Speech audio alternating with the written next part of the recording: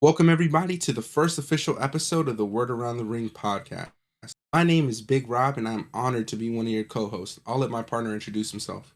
You can call me King Jess, and we're the only podcast to hit a Spanish fly into the pool. Rob, we had a packed night, buddy. I know your hopes and prayers were answered. The ones were probably up in the air before the PLE even started. But before we get into the main event, I want to know what your thoughts were on the pay per view overall. Do you think this was a good pay per view? Did you think this was a bad pay per view? Some people are calling it the best pay per view, the best SummerSlam pay per view to happen. I wouldn't fall into that majority, but I want to hear what were your thoughts on the product yesterday. Yeah, I thought the pay per view in totality was great. I thoroughly enjoyed each match as they went on. There was no point throughout the 4 hours that I was bored. I thought my attention was on the screen the entire time. The storyline progressions that happened throughout the show, from Liv Morgan and Rhea Ripley to Sami Zayn, Braun Breaker, to just every match in between to the main event, I thought their storylines progressed greatly, and I'm excited to see the fallout to come on throughout this week's Monday Night Raw and Friday Night SmackDown. I thought the show was a fun one. I have a few matches that I thoroughly enjoyed. Some matches that missed the mark for me, especially with just the hype of SummerSlam and the way they were hyped up. We'll get a lot more into detail as we break down each one of these matches. But what were your thoughts? I think the pay per view overall stands as an okay pay per view. I don't think it was great or if it was bad or it was bad. I think it's somewhere in the middle where honestly the news of like certain rumors coming here and there hyped up the show a little bit more for my personal taste. Or in my personal opinion, I hyped up a little bit more than it should have been. But overall, I think the pay per view in general was a good pay per view. Some of the matches were a little lackluster compared to what they were going to be. But at the end of the day, the major key points hit, and we're getting to progress these storylines further in this upcoming week. So that's something that I'm excited to see.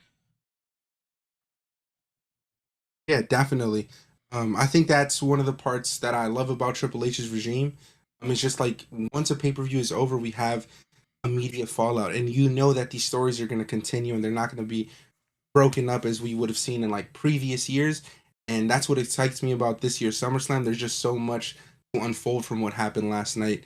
And I think the first match of the night was Liv Morgan versus Rhea Ripley. This is going to have a huge domino effect, especially with the way this match ended. I thought this was a great opener for the Cleveland crowd. I thought the crowd was into it from the beginning. Um, but Rhea Ripley and Liv Morgan was probably one of my favorite matches from the night. The match started off with Rhea walking out accompanied by Dominic Mysterio. And what was interesting to me when I saw Liv walk out was she kind of had Judgment Day esque colors. She was sporting the purple and black ring gear, which was just something that I paid attention to, and I thought it may have played a role later down in throughout the match and at the outcome of it. But just thought this was a great opener here. What were your thoughts on that one? No, yeah, like you said, there's a lot of fallout from this match. I mean, not only during this match, but it also had implications in the Priest Damien match later on in the night. Here, this match was, I thought it was a good match. I enjoy Liv a lot more now. I think she's come into her own in the past couple weeks, really letting her character shine and that bleed into her wrestling. I didn't notice the colors, the Day colors, like you said, on her fit until you had brought it out, and maybe it was just my TV. They looked a little washed out on my end. I didn't really see the Judgment Day colors, but Rhea was really rocking those Judgment Day colors. She had that heavy purple. She had the emo paint on. At the end of the day, this ended the way it needed to end. Liv retained her championship, which I think progresses the feud between her and Rhea. But not only that, we got Dom finally showing his true colors and picking Liv over Rhea, which in my personal opinion, I'm fine with that. I think that pairing them together will be more of an interesting storyline as to keeping Dom with Rhea as we see Rhea go on and explore more of a solo career, you know? Yeah, definitely. Definitely, I'm excited to see her just play out her singles career as a face, because the fans love her. We've seen her come out on Monday Night Raw, and she was the Judgment Day was a heel group, a heel faction, but over time the fans have learned to love them, and especially Damian Priest and and Rhea Ripley, they become fan favorites. I thought this match was fun overall. I thought this was some great wrestling shown by Liv Morgan and Rhea Ripley throughout the match. There was one point in the match that was super interesting. I want to know your thoughts on this specifically. There was a point where Rhea was trying to. He ran into the corner while Liv was placed on the turnbuckle, and Liv got out of the way, and Rhea rammed her shoulder into the turnbuckle.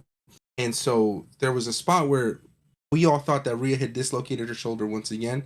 She had just returned from the shoulder injury that Liv had caused a few months ago. And so seeing her grab her shoulder, scream to the ref that her shoulder was out of place, watching it in real time, I felt like her shoulder was actually out of place. Maybe she sold it extremely well.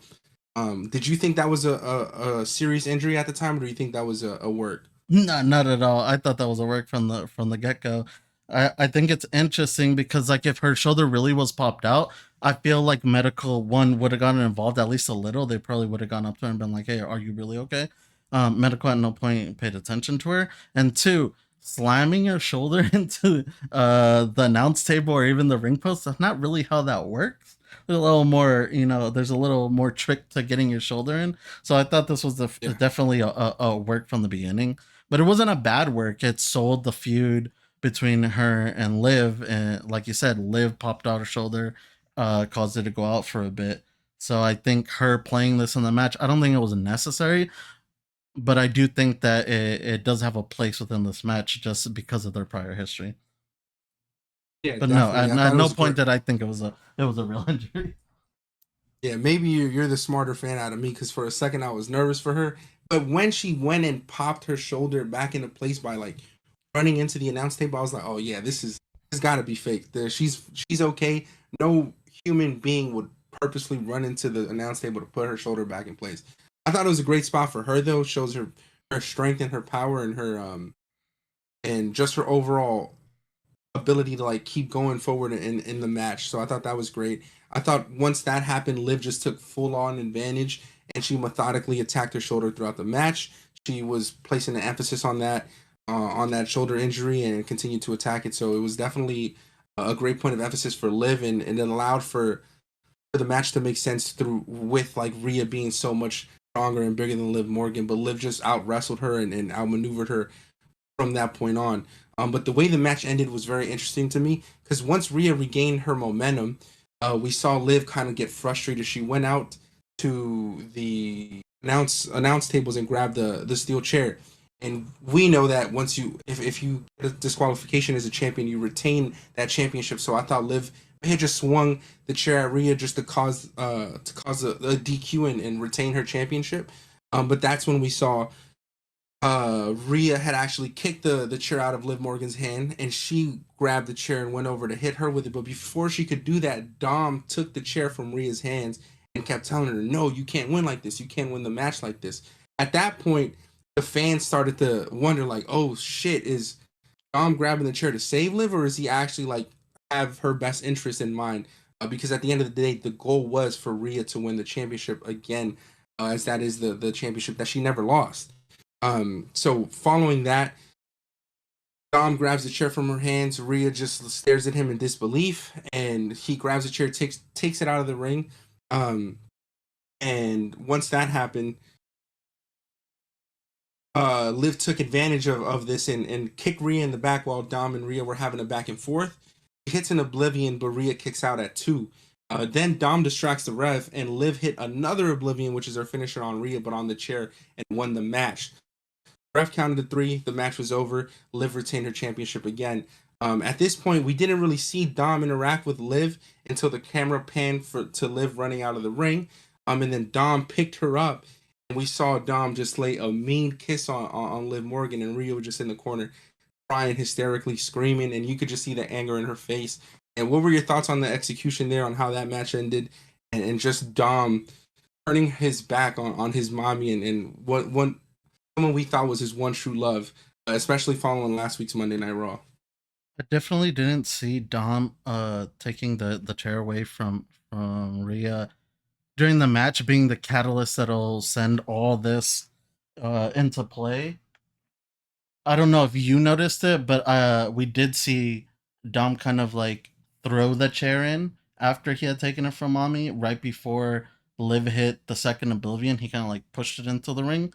So in a Mm. sense, we saw the turn there. Maybe some people might have missed it. We saw a turn there. That's why the kiss, at least at the end, wasn't shocking to me. I knew that it was coming. Plus, we had predicted this like a couple weeks back.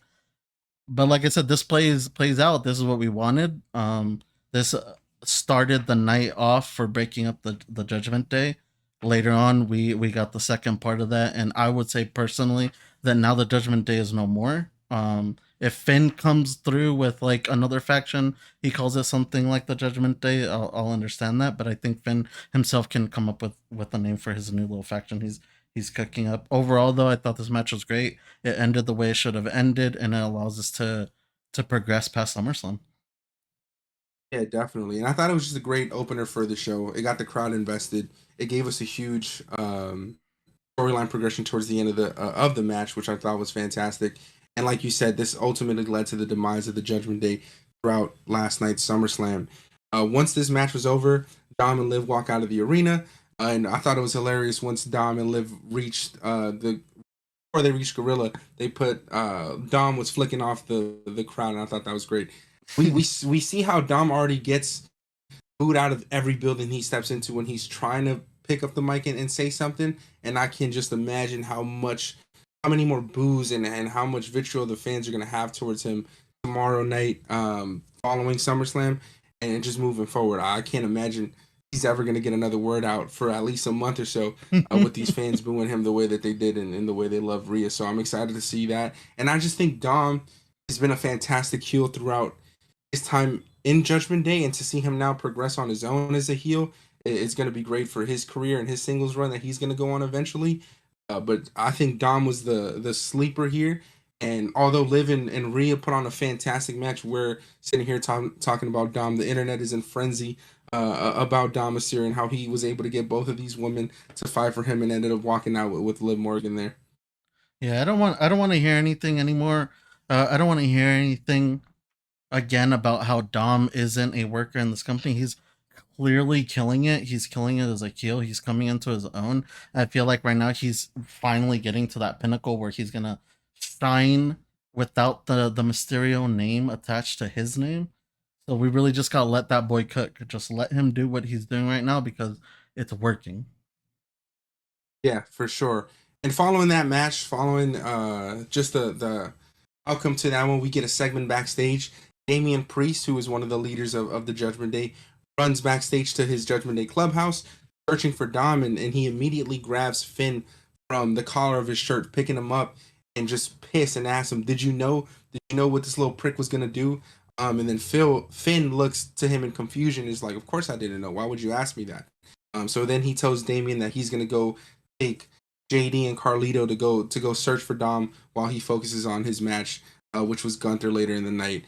But Damien was clearly visibly frustrated, and I thought this was a great a little Easter egg here. This is when I knew, like, okay, you're not going to disrespect Finn like this. Finn is going to come back. He's going to cost you this match later. Tonight's going to be the night that this all goes to shit for the Judgment Day, and we saw that play out there. So I thought that was a great little Easter egg heading into the rest of the night there. Yeah, I mean, Finn is a vengeful little fuck. We've seen it before. When things don't go his way, he'll make them go his way and he'll take over whatever group he was a part of. And I think that's what we're seeing here. You and me even talked earlier that night when the segment was happening. I told you, I was like, this is the turn, dude. It's happening. Finn looks frustrated. Something's going on, and I think that'll happen tonight. And eventually, we saw it conclude with him, interfering in the priest match. But yeah, Finn's got something cooking too, and I'm not sure if you pair Dom and Liv with them, but I wouldn't mind it if you start something with the Liv, Dom, Finn, and JD. Yeah, no, I think that would be a great faction that makes sense. And of course, Finn and JD are still the Raw Tag Champions, so they're going to be working together. And I could see Dom and Finn continuing their working relationship. And now they have Liv in place, which she'll take over Rhea's previous role, and I think Finn will just be the outright leader of this group that's going to come out of this out of this SummerSlam event. I'm excited for more Finn, so that's fine with me. Yeah, definitely. And then following that, we get our second match of the night, which was Sami Zayn versus Braun Breaker for the Intercontinental Championship. I was looking forward to this match here. I thought this. We both had the prediction that Braun Breaker was finally gonna have his moment after losing to Sammy at Money in the Bank for the Intercontinental Championship. I thought the build up here was great. You know, there was moments where Braun would tell the fans, "I didn't take Sammy seriously, but now I'm locked in. I've been in the gym, and Braun is just like a freak of nature. He's super athletic.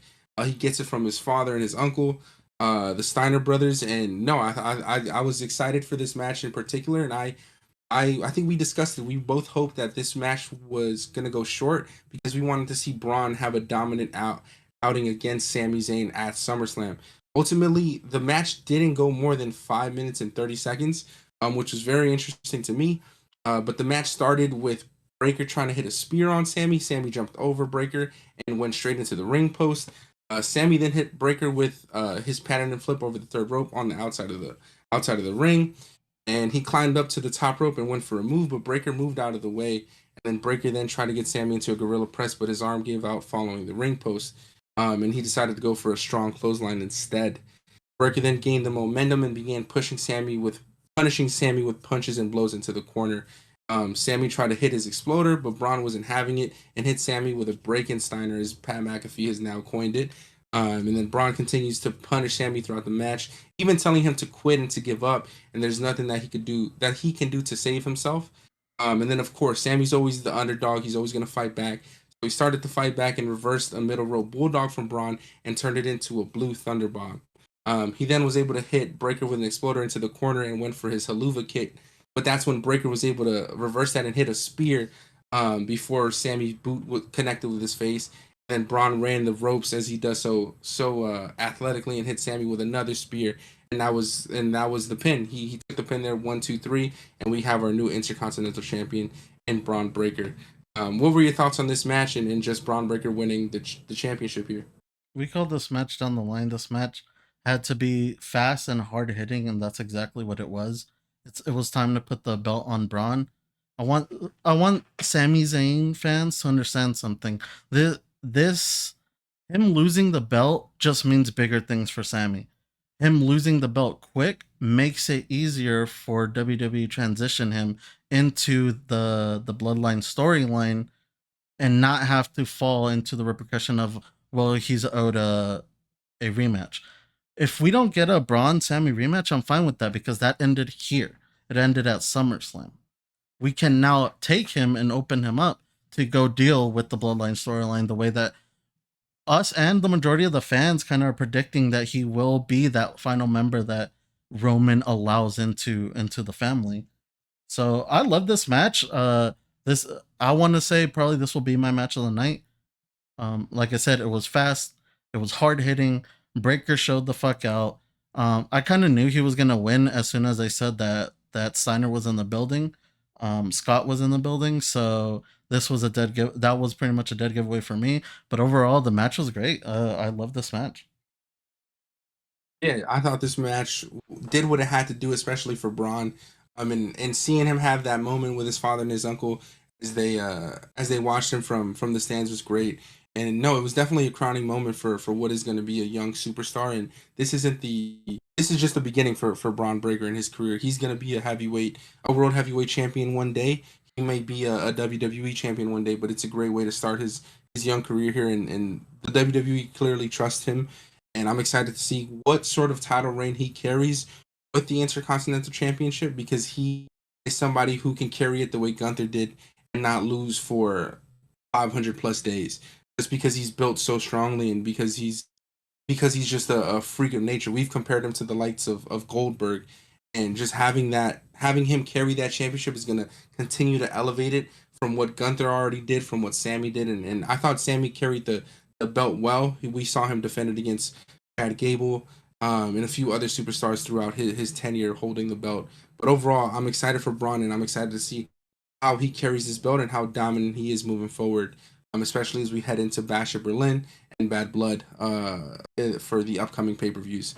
But no, great match. Congratulations to Braun Breaker for winning his first WWE title on the main roster.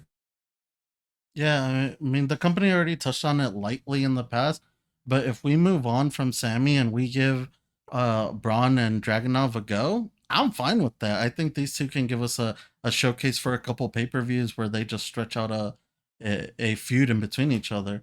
It doesn't have to be Dragunov. There's plenty of talent in the roster that would work great with Breaker.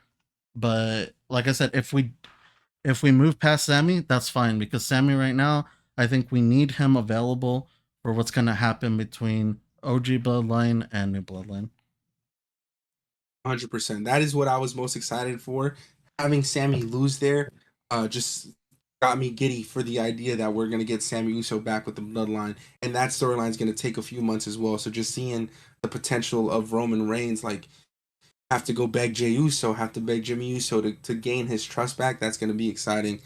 And especially Sami Zayn because he was so beloved by the crowd when he was a part of the original bloodline. So I'm hoping and I'm praying we get him back in the picture there, and this, like you said, opens up the floodgates for that. So just excited for the outcomes that will fall from this match here, and then we head into our third match of the night, which was my personal favorite, might be my match of the night here. LA Knight versus Logan Paul versus the United States Championship. I thought Yeah. this was interesting from the beginning because Logan Paul is from Cleveland. He walked out with Cleveland Browns inspired gear, and he walks out with MGK. I thought that was hilarious. He always has someone in his entrance when he shows up at pay per views because he rarely ever does show up at pay per views. So thought this was hilarious. And then LA Knight shows up with Logan Paul's prime truck and breaks the window with a steel pipe, and the camera followed him as he makes his way into the ring and gets a huge pop from the crowd. LA Knight was also wearing a sick Chicago Bulls inspired gear, given the Chicago Bulls, I believe, sent the Supersonics home with a Game 6 winner with a buzzer beater way back in the days before I was born. But just thought that was a sick gear that he was wearing there, and shout out to LA Knight. But before this match could start, LA Knight was entering the ring. Logan Paul got the drop on him and started just to attack him, and the ref was unable to start the match because Logan continues to punch him outside of the ring. He threw him into the announce table, but LA Knight was able to reverse it here, and he continued to bounce Logan's head off the table about 8 times that I counted and hit him with a bottle of Prime, and I thought that was hilarious. They've always find these spots now to like throw people into the Prime hydration station. And before the match could even start, LA Knight and Logan go up on the announce table, and LA Knight hits him with a neck breaker on the table. So I thought this was a great way to get the crowd going once again. I think following the Braun Breaker match, the crowd kind of died down, but they immediately picked back up in that third match. And then LA Knight was finally able to throw him into the ring, and the match commenced. LA Knight goes after Logan in the corner, starts hitting him with punches, and the crowd starts to chant their infamous "Yeah." And then Knight continues his momentum and hits Logan with a clothesline. Logan was able to reverse a move from LA Knight and throws him into the ring post. And the crowd starts to chant "Fuck you, Logan!" And he continues to throw Knight into the different ring posts, followed by a strong clothesline. Logan quickly gained momentum here. He hits LA Knight with a boot, followed by his Logan leg drop. And I thought this was hilarious because I think this is when Michael Cole called him Hogan Paul or something along those lines. So just giving a nod to Hulk Hogan. But following the leg drop, LA Knight gets up and they start trading punches in the middle of the ring. But Logan hits Knight with a gut wrench suplex. Logan continues to impress throughout this match. He's a super talented wrestler with a bag full of tricks that he seems to add every time he steps into the ring. And then LA Knight was able to get some momentum after hitting Logan with a backdrop. Continues to gain momentum and takes it Logan to the corner, hitting him with kicks and stomps. And this is when things start to get really interesting in terms of spots in the match. LA Knight hits Logan with sort of like a rock bottom type of situation. Then he jumps to the top rope and hits Logan with a big elbow drop, which is a great move by LA Knight. He originally started on the second rope and then jumped up to the third and hit the big elbow drop. Just a great feat of athleticism there. Logan was then able to hit LA Knight with a clothesline off the second turnbuckle, sending LA Knight outside. And then Logan hits probably the best spot of the night, in my opinion. He hits a springboard moonsault from the top rope on the outside of the ring on LA Knight, and the crowd, like, they popped. They got super excited because they haven't seen this move. I don't think I've ever seen this move. They popped for that move there, but they chanted "You still suck." This crowd wasn't having it with Logan today, and last night, and I thought that shit was hilarious because it was his hometown. But following that move, Logan hits LA Knight with his right hand punch, finisher, but LA Knight was able to kick out. This was the first one of the few times that someone kicks out of that patented finisher that Logan has. Because I think he had surgery in his right hand, if I'm not mistaken, and so now he has some like heel in his right hand, which is the whole selling point of that punch. But following that, Logan went for a frog splash, but LA Knight countered and tried a BFT. Logan was able to reverse that. Logan then climbed to the top rope, but LA Knight jumps and hits him with an avalanche brainbuster from the top rope and goes for the pin. Logan kicked out at 2. At this point, I thought this match was fucking fantastic. I think during the match, Michael Cole called it a superplex. On review, we found out that it was an avalanche brainbuster that LA Knight hit on Logan Paul from the top of the rope. It was just a nasty looking move. And yeah, no, this was I was thoroughly enjoying this match then. And then following that, Logan rakes LA Knight's eyes. And Logan was gonna head over to his buddies that he always has ringside to get his brass knuckles, but LA Knight kicks Logan and heads over to his friends and starts stomping them out. Got a huge crowd reaction from that. And then we saw MGK play a role again, where MGK then handed Logan Paul another set of brass knuckles, and Logan punched LA Knight, and then that's when Logan went for his slingshot lariat, but LA Knight perfectly countered into a BFT and took the pin there. Ref counted 1, 2, 3, and we have a new United States champion in LA Knight, which I thought he was super deserving of. We've seen LA Knight have these close moments, such as last year's Money in the Bank when he was reaching for the briefcase, but Damian Priest interrupted. We've seen him come close to even having a match against Roman Reigns at Crown Jewel for the WWE champion. The fans have been yearning for a LA Knight championship run. They've been hoping and pushing for LA Knight, and over the last 2 years, we haven't seen the fan support waver for Knight. So just to see this pay off at SummerSlam was fucking great. I was super excited for him as an LA Knight fan. It's just and just as someone who has wrestled in the industry for 20 plus years, worked so hard to get to the WWE, and even when he got to the WWE, Vince had placed him in a manager role that no one liked, and he almost even got cut. But to continue to believe in himself, to fight for what he knew he could be, and grow the fan support organically to reach this moment in his career in the WWE was fucking fantastic. Thought this was probably my favorite moment of the night, or second favorite moment of the night, because we'll get into more of that later. But what were your thoughts on LA Knight's and Logan's match, and him being crowned the new United States champion? Going into this match, I thought this was going to be my match of the night. I thought this was going to be my favorite match overall because you have someone in LA Knight who is a phenomenal talent, both in ring and on the mic. And I think over the past couple of years, Logan Paul has proven to us that he is an incredible talent in the ring and on the mic because whether you love him or you hate him, his heel heat is genuine heel heat. Like he gets it from what he's done in the ring and not what he's doing on social media. So going into this match, I thought this is going to be my match. But honestly, this is the first match where I was kind of disappointed. I think the intro of it was cool. I think them coming out and brawling all over the place and just giving each other hell was sick. But I think it went a little too long for me just because when the bell finally did ring, I was like, holy shit, this match has not started. We still have a whole match that we need to get through. I definitely didn't think that they were going to ring the bell and it was going to be quick. So overall, I think the match was great. I think it is a good match, but in my opinion, it went a little too long. Whether that be because the intro segment of them brawling that didn't have to do with the match went on a little long. I don't know if that's just what I'm not liking, but in general, this match was sick. LA Knight definitely went out there and showed us that he deserves to have the title around him. He hit some moves there that he only pulls out on big moments, and I'm glad he did because this was definitely a moment where he needed to win. And like you said, I think we're all finally happy that he has a belt around his waist, and I want to see what kind of fighting champion he's going to be. Yeah, definitely. And I think the fighting champion part is going to be super important because Logan just ended his 200 plus championship reign last night, and that was only his third title defense. Yeah. And that's what excites me the most for LA Knight because I think he's going to be one of those individuals who's going to be able to bring some more prestige to that belt.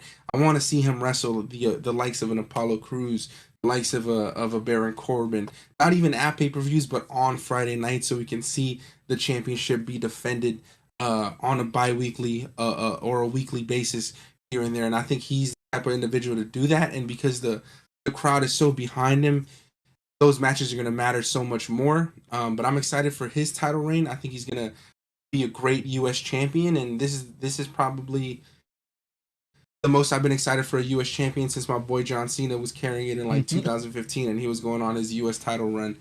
But no, I'm extremely happy for LA Knight as a fan of his and just his story and his comeuppance in the WWE. Shout out to him. And I thought the crowd reacted great, and he deserves it. He so richly deserves it, and I'm excited to see how this plays out for him. I Um, do want to and know and where Logan Paul goes from this though, because there's not really anything set up for him. Do we really need a rematch between LA Knight and Logan Paul? I think we've seen it enough now, and we have the belt where we want it to where we don't need that, in my personal opinion. I don't know about you, yeah, but to see where Logan Paul goes from here is interesting. It's also interesting to that we don't know what his schedule looks like.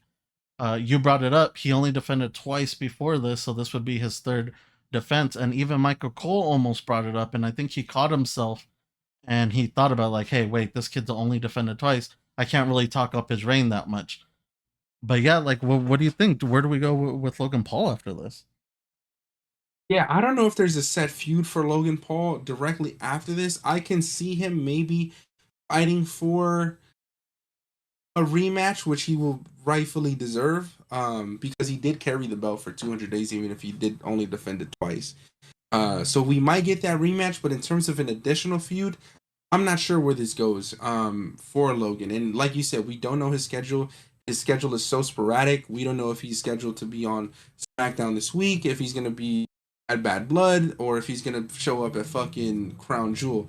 But the thing that I do love about Logan is when he does show up, we know we're gonna get a great match out of him, a great performance. And I think once if he decides to commit to a full WWE schedule, we'll see him again in a title picture because he's just so talented. But in terms of at this moment in time, I can't put my finger on it. I don't know what feud he'll go for. I don't know who there is on Friday Night SmackDown for him to face that doesn't involve a championship belt at the moment. And this is one of those matches for an opponent that doesn't really have a laid out outcome following some. So can't put my finger on this one here. I don't know where Logan goes, but I'm sure we'll see him on TV soon. Maybe he'll get his rematch against LA Knight, but in terms of additional feuds, I haven't seen much of him on TV. Maybe he gets into it with Nick Aldis, and maybe Nick Aldis finally breaks off that GM suit he's been wearing and gets back into the ring. But I genuinely don't know. Do you have any ideas on where Logan may go after this? I don't know if I have any ideas. I think I just have more people that I would like to see him work with.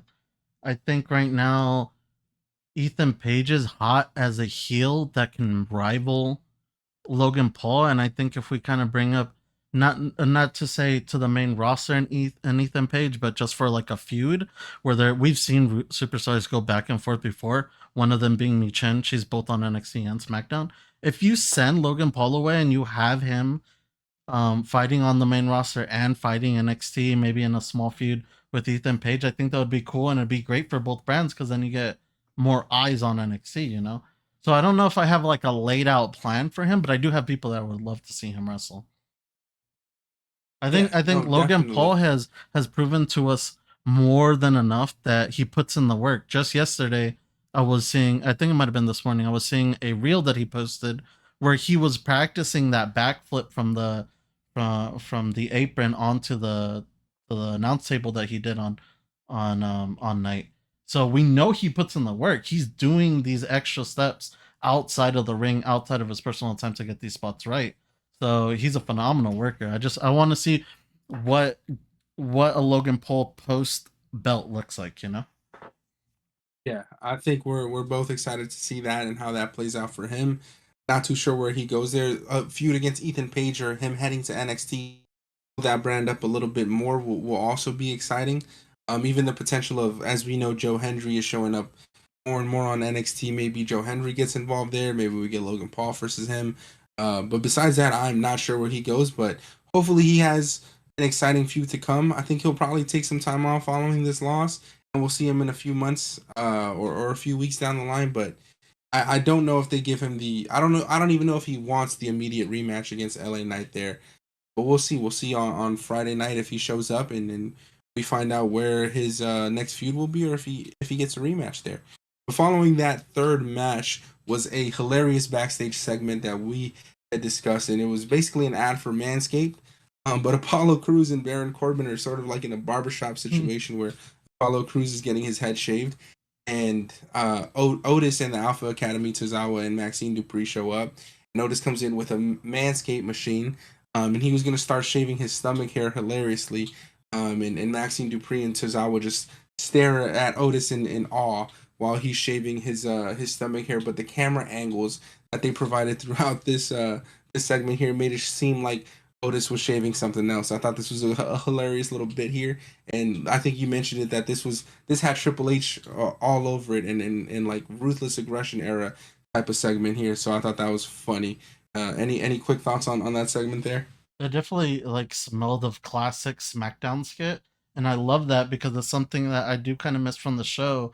We were getting a little bit with our truth with his backstage segments, and even when he had like the 24/7 belt, we saw his backstage segments and all these goofy things that reminded me of the previous eras of WWE slash WWF. So I really appreciate. I know it could come off as cringe, but I really did appreciate the segment for what it was, just because it took me back to a young Jesse watching SmackDown and seeing all these ridiculous things on TV that my parents definitely didn't approve of. Yeah, no, I thought it was a hilarious bit. And it was well placed, very well placed there. And no, I think Otis was the best person to do that bit. I think he's a fan favorite, and he's become so following the debacle with him in the Alpha Academy and Chad Gable. So great spot for Otis, even though he didn't have a match at SummerSlam. Just plugging him in there and having like a meme grow from it was great. So shout out to him in the Alpha Academy. Always a hilarious trio there. All right, following that segment, the Otis and Alpha Academy segment, we get Bayley versus Nia Jax for the WWE Women's Championship. This is where our predictions started to defer a bit. I had Bayley winning this match outright, and you had Nia Jax winning. I had the caveat that Bayley was going to win, but we were going to get a Tiffany Stratton cash in. The match started off with Nia Jax walking out. She was alone. I thought Tiffany may had accompanied her, but she walked out alone wearing her crown that she won during the Queen of the Ring tournament. Bayley walked out super focused on her opponent. She was also wearing a sick Macho Man inspired jacket that had tassels under her arm sleeves. Thought that this was a great nod towards Macho Man. If it wasn't, I thought the jacket was still a great look for Bayley. And then the match starts off immediately with Bayley just going on for the attack on Nia, but Nia was too powerful. She quickly takes over, and she just starts Samoan dropping, power bombing Bayley all over the ring, and you could just see that this wasn't a fair competition for Bayley. Nia was just so much stronger, so much bigger than Bayley. So this was going to be a true fight from the ground up for Bayley there. But Nia was able to get Bayley into a nasty looking Cobra clutch towards the beginning of the match. This was the first time I've ever seen her use this submission move, and it looked pretty deadly. So Nia was clearly getting in her bag of tricks here. We've seen her perform against Rhea Ripley at Elimination Chamber in the main event scene. So seeing her continue to load up on the move set here was great. Bayley, of course, tried to fight back, hitting Nia with a few moves like a flying elbow. Nia continued to chase after Bayley. Bayley was trying to reverse and get out of the way, but Nia was just too strong and overbearing for Bayley. Um, there was a point in this match where Nia gets Bayley back into the ring and sets up a suplex, but Bayley drops her weight, gets her in the guillotine. But again, Nia is just too strong for her. She throws her off and hits a rolling senton followed by a leg drop. Nia then climbs up to the second rope looking for a big leg drop, but Bayley moves out of the way and hits a Bayley to belly suplex, but Nia kicks out at 2. Bayley went for her finisher, the Rose Plant here, but Nia counters. Then Nia hits her with a sit down Uranagi and goes for her finisher, the Annihilator, and hits it on Bayley. But Bayley actually kicked out. I thought this was great because you don't really see people kick out of Nia Jax's finishing move, and just giving her the chance to do so You saw the frustration on Nia's face. Nia then starts bouncing Bailey's head off of the mat in frustration and hits her with a few more headbutts, taunting Bailey and reminding her of what Bailey had told her, that she was so reckless, that she was so clumsy. And Nia continues to pummel Bailey with punches and goes for a spear while Bailey is propped up in the corner. But Bailey moves out of the way and drives Nia's shoulder straight into the ring post. Bailey goes for another guillotine following that, but Nia was able to Samoan drop her again on the outside of the ring. Nia sends Bailey back into the ring and goes for another annihilator, but Bailey quickly stands up and hits Nia Jax with a power bomb. She was able to carry Nia Jax from the top of the ring post to the middle of the ring before hitting that power bomb, which was a great feat of strength for Bailey. I thought this was when the momentum started to shift in her favor. Bailey climbs up to the top of the rope and hits a flying elbow there, but Nia kicks out at 2, and that's when we hear it's Tiffy time. As she starts running to the ring with her briefcase, and I thought we were gonna get a Tiffany Stratton cash in there. The crowd popped heavily for Tiffany Stratton. She's another fan favorite heel there. But once Tiffany's music stopped, Bailey focused her energy on Tiffany. And that's when Nia took full advantage and she was able to hit a double powerbomb on Bailey, setting up another annihilator, and then hit another annihilator to make sure Bailey was down for the count. She goes for the pin there, and Nia Jax wins outright, and she's the new WWE Women's Champion. What were your thoughts on this match here and the outcome that came of it, and just Tiffany playing a role in this match? Did you think Tiffany was actually going for a cash in, or this was a huge distraction orchestrated by Nia and Tiffany before the match even started?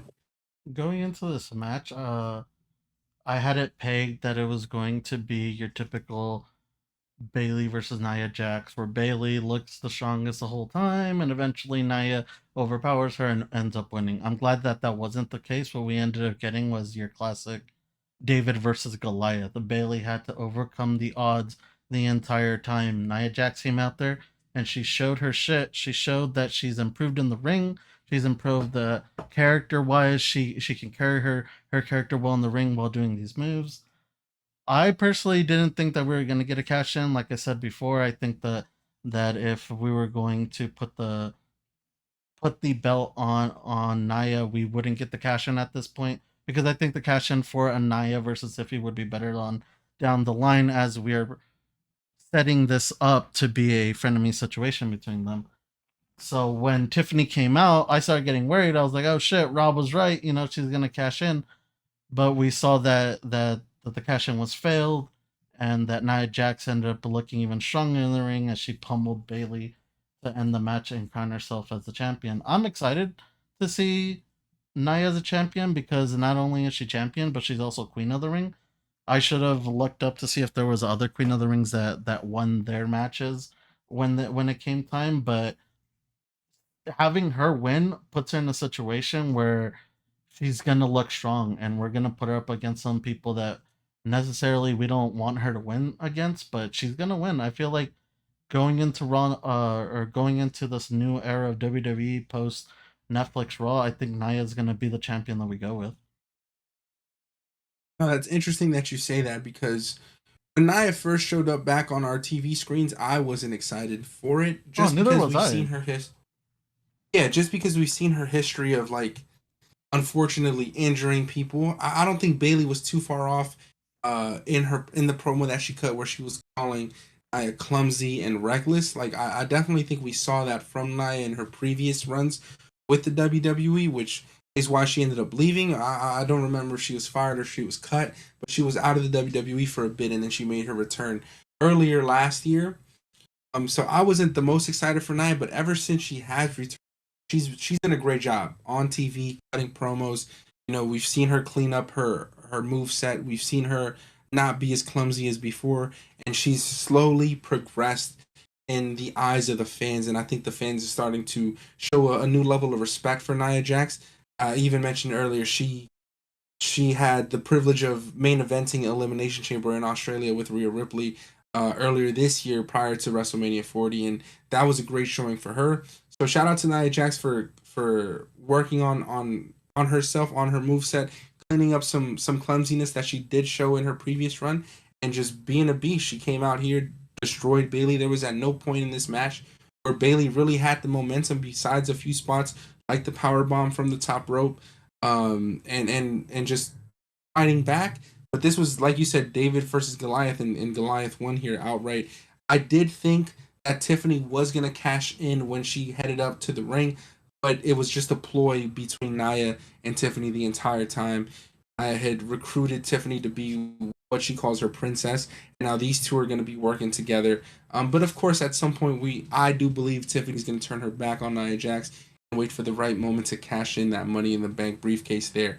But yeah, I also, before this match started, there was rumors of a potential Charlotte Flair return. I saw Charlotte Flair post on her Instagram that she had gotten some new ring gear. She had posted a picture with a suitcase, and she was in the airport. So I thought we may have gotten a Charlotte Flair return here. Unfortunately, we didn't. Well, I'm sure we'll see her on TV soon. I thought this may have played a role. I think they may play a role against Tiffany Stratton when Tiffany finally gets the belt on her. But we'll see how this plays out moving forward and on Friday night. Do you think Bailey's gonna get her immediate rematch here? Or do you think Nia moves on to a different opponent? You got me excited when you had broke the news to me that Charlotte was getting ready for a return. I thought that's what probably would have saved Bailey in this instance. Was maybe Tiffany comes and tries to cash in. You hear Charlotte's music because they were friends in the past, and she helps Bailey retain, leading maybe into like some tag feuds later on, eventually leading into a Tiffany cashing on whoever had the belt at that time. And then in the future we would get Charlotte versus Tiffany because eventually that's something that we would want to see. It's nowhere near close time to when we need it, but if it, in the future that is definitely a match that will happen. Um, but yeah, I thought these two, like you said, I think that this was just a strategic plan. I think that her coming out to distract Bailey was part of Nia's big plan to win the belt. Yeah, definitely. Well played on Nia's behalf and Tiffany Stratton's behalf. I hope we see Tiffany win that belt sooner rather than later. I'm sure she'll be the women's champion as we head into WrestleMania 41. That's still months away, but I'm Right. sure we'll get a money match between Tiffany Stratton and likes of a Charlotte Flair there. I'm sure we'll see Charlotte Flair on our TV screen soon. But Hopefully. congratulations to Nia Jax for winning that belt from Bailey. And then following this match here, we get probably the most anticipated match of this entire card. This is where things start to get really interesting. From a fan perspective, this is when the card starts to stack itself up, and we get our last three matches of the night. But the first of those matches was CM Punk versus Drew McIntyre with Seth Rollins in the special guest referee, and of course, this was CM Punk's first match on the WWE television in 10 years since 2014. So this was super anticipated just by the fans. By CM Punk, we saw Punk wrestle at the Royal Rumble, unfortunately get hurt. That is what started the ultimate feud between Drew McIntyre and CM Punk. But the first entrance here was, of course, none other than Seth freaking Rollins. He enters the stadium wearing something crazy, even to the point where Michael Cole said hilariously, "Is that a referee or is that Beetlejuice?" I thought that was a great line by Michael Cole. He was on fire last night with these calls. Michael Cole was on Um, one, definitely. yeah, Michael Cole was doing his thing, and he was having a blast. Besides Pat McAfee there, and then so following that entrance, of course, we get Drew McIntyre as the second entrance. He was sporting some sick gear. He also had some like arm gear that sort of looked like he had dragons on his arms. I thought that was pretty dope. And then of course we get CM Punk as the third entrance to this match. He was he was wearing Bret Hart esque ring gear there. So just a nod to that Bret Hart versus Undertaker with Shawn Michaels being the special guest referee from 20 plus years ago. Once this match was about to start, CM Punk takes off his hoodie and he kind of throws it on Seth Rollins, and Seth hilariously wipes his ass with it, and he throws it outside of the ring, and that's when the match starts. As soon as the bell rung, Punk and McIntyre started trading punches in the middle of the ring. Punk took momentum, which I thought was interesting, and started punching and kicking McIntyre into the corner. Seth immediately counted to five and pushes Punk back, gets in his face and lets him know, like, hey, you gotta relax. I'm in control here. Drew takes advantage of that interaction between Seth and CM Punk. and starts kicking Punk into the corner as well. Seth then counts to 5 on McIntyre and throws him off of Punk as well. So Seth was already asserting his dominance as a special guest referee very early in this match, which I thought was interesting. Once they broke up there, CM Punk then hit a clothesline from the second rope on Drew McIntyre and starts to rain down punches on him. McIntyre was able to gather himself and hits a chop, a punch, and goes for the ropes, but Punk follows with an immediate clothesline off the apron onto McIntyre and drives McIntyre he drives his head into the ring post. Punk has the momentum at this point on the outside of the ring, throwing McIntyre into the bell area. And Seth isn't counting out while these two are outside. He's not counting to 10. He's letting them fight as he should. He even does the infamous CM Punk lay on the top of the turnbuckle while the crowd was singing his song, and he just continues to allow them to fight outside. Punk keeps beating Drew and bounces McIntyre's skull off of the steel steps a few times. Punk tries to take McIntyre into the ring, but McIntyre was able to actually pull his legs from under him, and that's when McIntyre then drives Punk's head into the announce table, followed by a nasty chop and a big right hand. He then positions Punk under the ring and drives his chest into the steel holding with a slingshot. Drew sends Punk back into the ring and hits him with a chop, followed by a strong suplex, and goes for the pin. Punk kicks out before Seth can even count to one.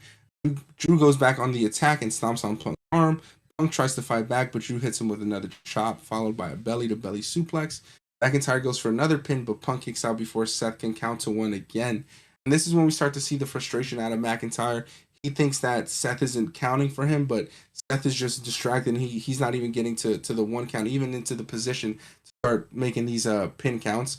Punk fights back and sends Drew into the corner. Punk goes for his famous running knee, but Drew was able to catch him and sends him to the mat with a power bomb and goes for the pin. But again, Punk kicks out at one.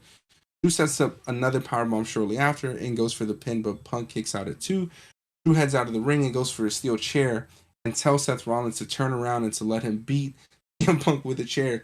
And that's when Seth turns around, and we all thought that Drew McIntyre was about to start raining hell on CM Punk with the steel chair, but Seth actually grabs the chair before Drew can use it.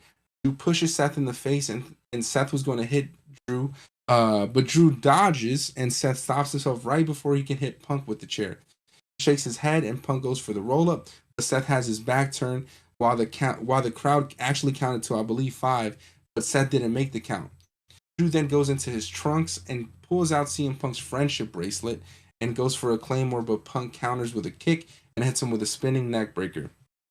Following that, Punk gains momentum and hits his running high knee on McIntyre in the corner. He goes for a second running knee and connects. CM Punk climbs to the top rope and goes for his elbow and was able to hit him with it, but McIntyre kicks out at 2.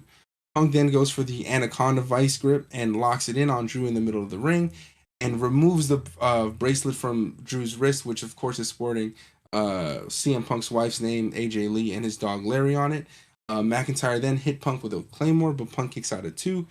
Punk calls for his go to sleep following a reversal from Drew McIntyre, but before CM Punk can hit his finisher, CM Punk notices that Seth actually put the friendship bracelet on his own wrist, and that's when he turns his attention to Seth. They have a back and forth in the middle of the ring, and CM Punk just starts raining on Seth Rollins, telling he doesn't care about his stupid Sabu pants that he's wearing. He goes off on a rant and tells Seth goes off on a rant and tells Punk that this is his ring and this is his company and no one wants him here, and that it's not always about you, asshole. And that's when CM Punk had enough and he hit a go to sleep on Seth Rollins. So Seth was out for about 6 seconds, and that's when CM Punk turns his attention back to McIntyre. But McIntyre hits him with a low blow, followed by a claymore, and then takes the pin. Seth then gets up and counts to 3, and Drew McIntyre wins the match here. This was just a fun match in my opinion. I thought it had a lot of nods back to previous special guest referee matches. I want to hear your opinion on this match before I give my own. I think this was another match that I expected a lot more from, and I just didn't get. I guess what was pictured in my head. Not to say that this was a bad match. This was clearly a great match. We finally got to see these two come to a head, and Seth being the special referee, I feel. Me personally, I don't like it when there's a lot of fuckery coming from the special ref, and that wasn't the case with Seth. There was I think there was just slightly less special ref than what we actually needed. I think he needed to turn it up a little bit more on some spots. I don't know if this is his first time special refereeing or not, but I think he did a phenomenal job. I think this pushes the storyline forward, in the sense that we're gonna get Drew versus Seth, and that's really what the people want at this point. We've seen him go through McIntyre, and McIntyre finally gets his own now, but at the end, we see McIntyre recover the bracelet, possibly alluding to something that you had brought up in speculation, that Drew will be the special guest referee between these two in their future match. So I like that prospect. I don't know where Drew goes past this. I don't know if he goes into title contention or if he goes into doing his own thing or if they're just going to keep these three together for a while. Who knows? But overall, I think this match was what it needed to be. These two finally got their hands on each other and completely destroyed each other. So yeah, I think this was another good match on the card. Yeah, I personally was a little disappointed in this match as well. It's just the hype and the build up to it, with even Drew McIntyre saying like, "I'm gonna kill you when I get in this ring," Mm-hmm. and just bringing up those points of those points were interesting to me because I expected a bloodbath here. I Mm-hmm. expected Seth Rollins to allow them to go to bring in weapons into the middle of the ring, to have them go back and forth, and at least see a little bit of blood, some color. But we didn't get that. It was a good match overall. Don't get me wrong. But just hyping it up the way that they did, I was a little let down, and and throughout the match, and I thought there could have been better use of different spots, maybe bringing in more steel chairs, letting these guys get after it. But I thought it was a great showing for CM Punk. This was his first TV match in 10 years. So seeing him at his age perform the way that he did, looked as good as he did in ring, just excites me for what is to come with his future feuds with Seth Rollins. Because we're definitely going to get that match, right? We're going to get a Seth 100%. versus CM Punk.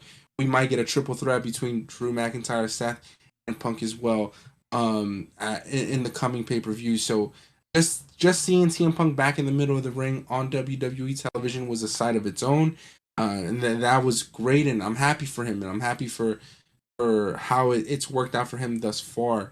But just overall, I was definitely disappointed in how the match played out. I don't think Seth involved himself too much. He involved himself when he needed to be, and then of course we get the spot where CM Punk hits his finisher, the GTS on Seth in the middle of the Mm-hmm. ring, setting up a future feud. And then at the end of the day, Punk was upset because McIntyre had taken his bracelet that had his wife's name on it, that had his dog's name on it. He was able to get it back, but Drew took it. Drew took it away from him once again. So that's going to definitely play another role as we move forward. I think this the Drew McIntyre and CM Punk is maybe going to end in a trilogy. I don't see them just having one more match. I see CM Punk beating him in a rematch and then having the third match to call it. But I thought they did a great job of building these future feuds between the three stars there. But the match itself under delivered for me, and I expected more from both McIntyre and CM Punk. But if we continue going forward, where does this leave Seth? We can't just continue having him be special guest referee, and we can't really have him just be empty handed, you know? 100%. I think immediately we get a Seth versus CM Punk match before CM Punk gets his rematch, only because of that interaction that they had in the middle of the ring with CM Punk hitting the go to sleep. So I think Seth will have this next match in this trio. I Mm-hmm. think it'll be CM Punk and Seth at Bash of Berlin, and I'm excited to see who was gonna win that match there because I'm not sure who you give it to, especially following CM Punk lost his first TV match in over 10 years on WWE. Yeah, I also don't know if you put maybe the rematch for Punk and McIntyre on the TV and you don't necessarily do it at a pay per view, maybe you do it for one of their more special evented televised events, leading up to Bash of Berlin or maybe even post Bash of Berlin. We just don't really know the landscape of where everyone's going to land right now. Like we said, the ending to that match kind of we didn't expect that. We didn't expect him to take the bracelet back. We thought this in a sense might have been done and Punk gets his bracelet back, but he's obviously not done with Punk in a sense. He picked up the bracelet and now we need to see, are we going with Seth and Punk before a McIntyre rematch, or are we going to do that? When are we going to do it? You know, everything's really up in the air right now.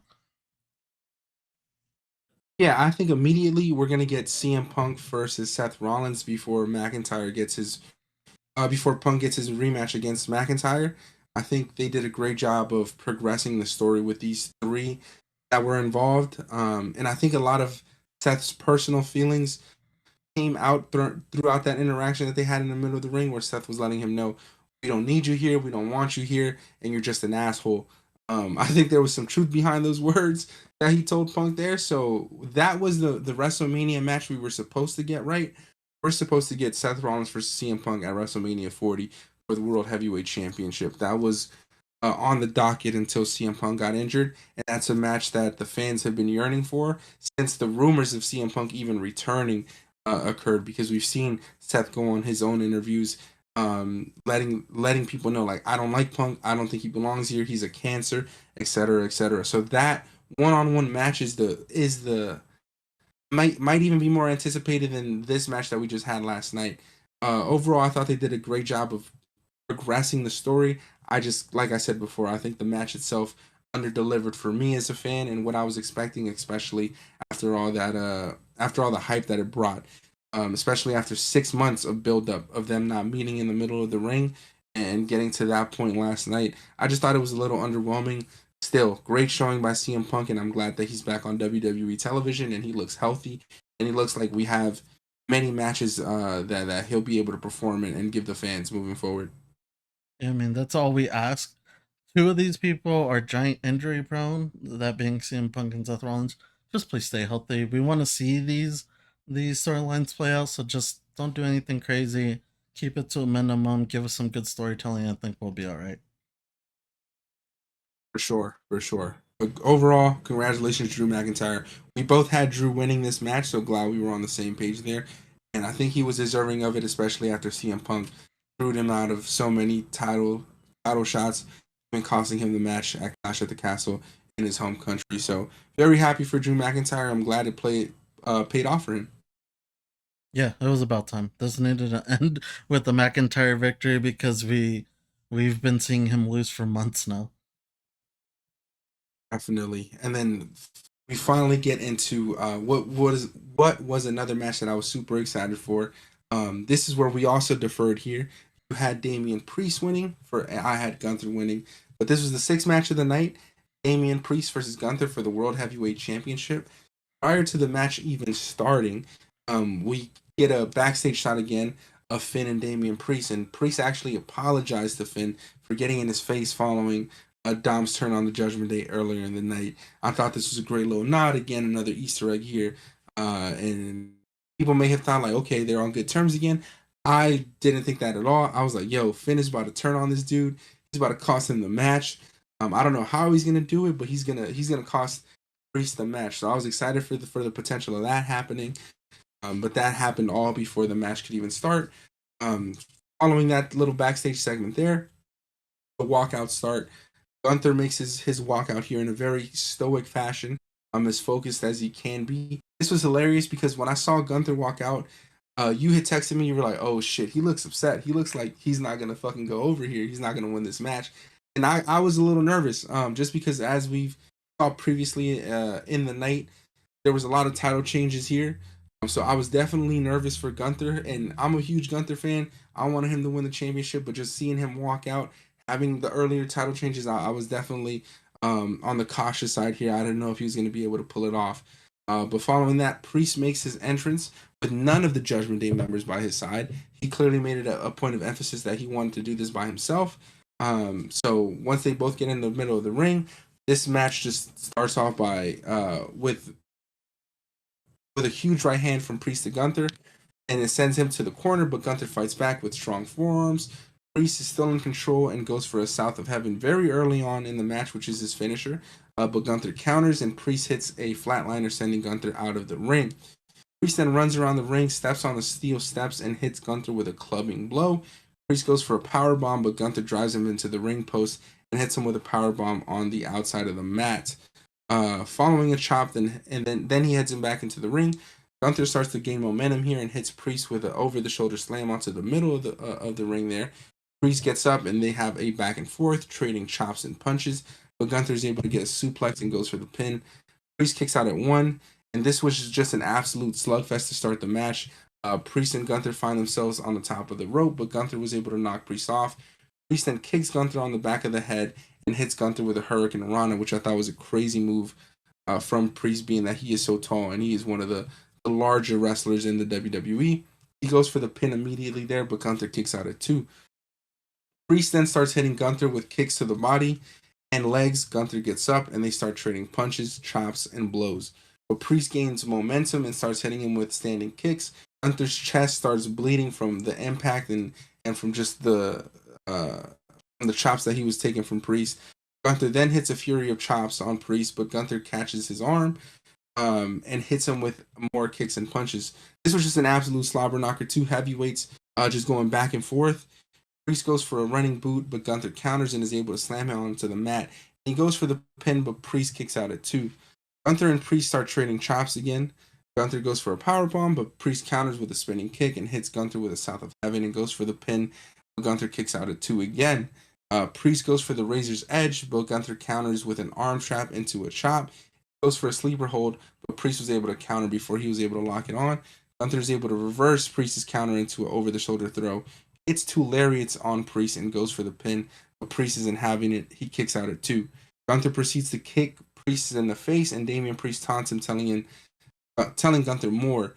Gunther continues to punish Priest with chops while he's on the ground, and that's when things get interesting. And Finn Balor actually shows up, starts banging on the mat, telling Damian Priest to get up.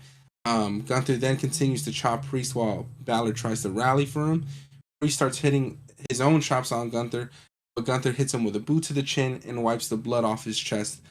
Gunther continues to beat on Priest, kicking him in the stomach, and starts talking shit to Finn, telling him, "What are you going to do?" Give him a little pep talk. Then Gunther kicks Finn in the face. And Priest is visibly upset at this and takes the strap off of his gear and hits Gunther with a clothesline, and another clothesline into a Razor's Edge, followed by a South of Heaven. Priest then goes for the pin, but that's when Finn gets involved and actually pulls Gunther's leg onto the rope so the ref can stop the count. Damian Priest sees the replay on the Titantron, and Finn just grins evilly at Priest while he finally saw that Finn turned on his former friend. Um, Priest fades while Finn just continues to stare at Priest. Gunther holds the sleeper hold as long as he can, but Priest fights back and goes after Balor, but Gunther hits a powerbomb into another sleeper hold and wins the match. I thought this was a great match between Gunther and Priest. Gunther is one of my favorite wrestlers in the WWE. I think anytime he's in the ring, we're gonna get a fantastic wrestling match. We're gonna get sleepers. We're gonna get chops. We're gonna just get an outright slugfest between whoever he's in the ring with. So I thought this was a great one between the two. But I'm curious to hear your thoughts here. I think WWE got this one right. Uh, from all the matches in the night, this was definitely the one that I think they just got right. It was two bulls in China shop just going head to head and just letting everything out on the field. Uh, I love Gunther. Gunther, the ring general. You know, we've seen him in NXT UK, we've seen him in NXT, and now on the main roster. I think he's doing phenomenal work. Priest at the beginning to me was going to be a transitional champion, and that ended up proving me wrong because he's been an amazing champion, someone that I think that the company can in the future fall back on as that guy whenever they need him. This eventually ended in what we had discussed before with Finn finally showing his true colors. Finn's known to do this. If you didn't see this coming, you are not watching enough Finn Balor, and I suggest you go back and you watch um actually, New Japan has a YouTube channel with an amazing documentary series on Bullet Club. I suggest you go back and look at that because the writing was on the wall. Finn was showing us all the signs that he's had enough. He doesn't want to be that second guy. He wants to be the guy. And like we said before, I think it is time for him to be the guy. So this was perfectly orchestrated. Finn finally giving us that giant reveal in a packed house that he doesn't want to be with Priest, and Priest realizing on Titantron. I think the theatrics for this whole match were amazing. I think the match in general, like I said, was a hard hitting, just brutal slugfest. So overall, this match did what it needed to do and gave me what I wanted. So, hey, bring on heel Balor again. True heel Balor. Yeah, yeah, I thought this was a great way to have Finn step out of the Judgment Day and have him step back into his own singles run. He is still a tag champ with JD, but I think this allows him to play that heel role that he plays so well moving forward. And it gave Damian Priest the nod to be a babyface. Now we're gonna Mm-hmm. see Damian Priest go up against Finn Balor. He's probably gonna get his rematch against Gunther, but now he has so many other feuds that Priest can go on moving forward after this.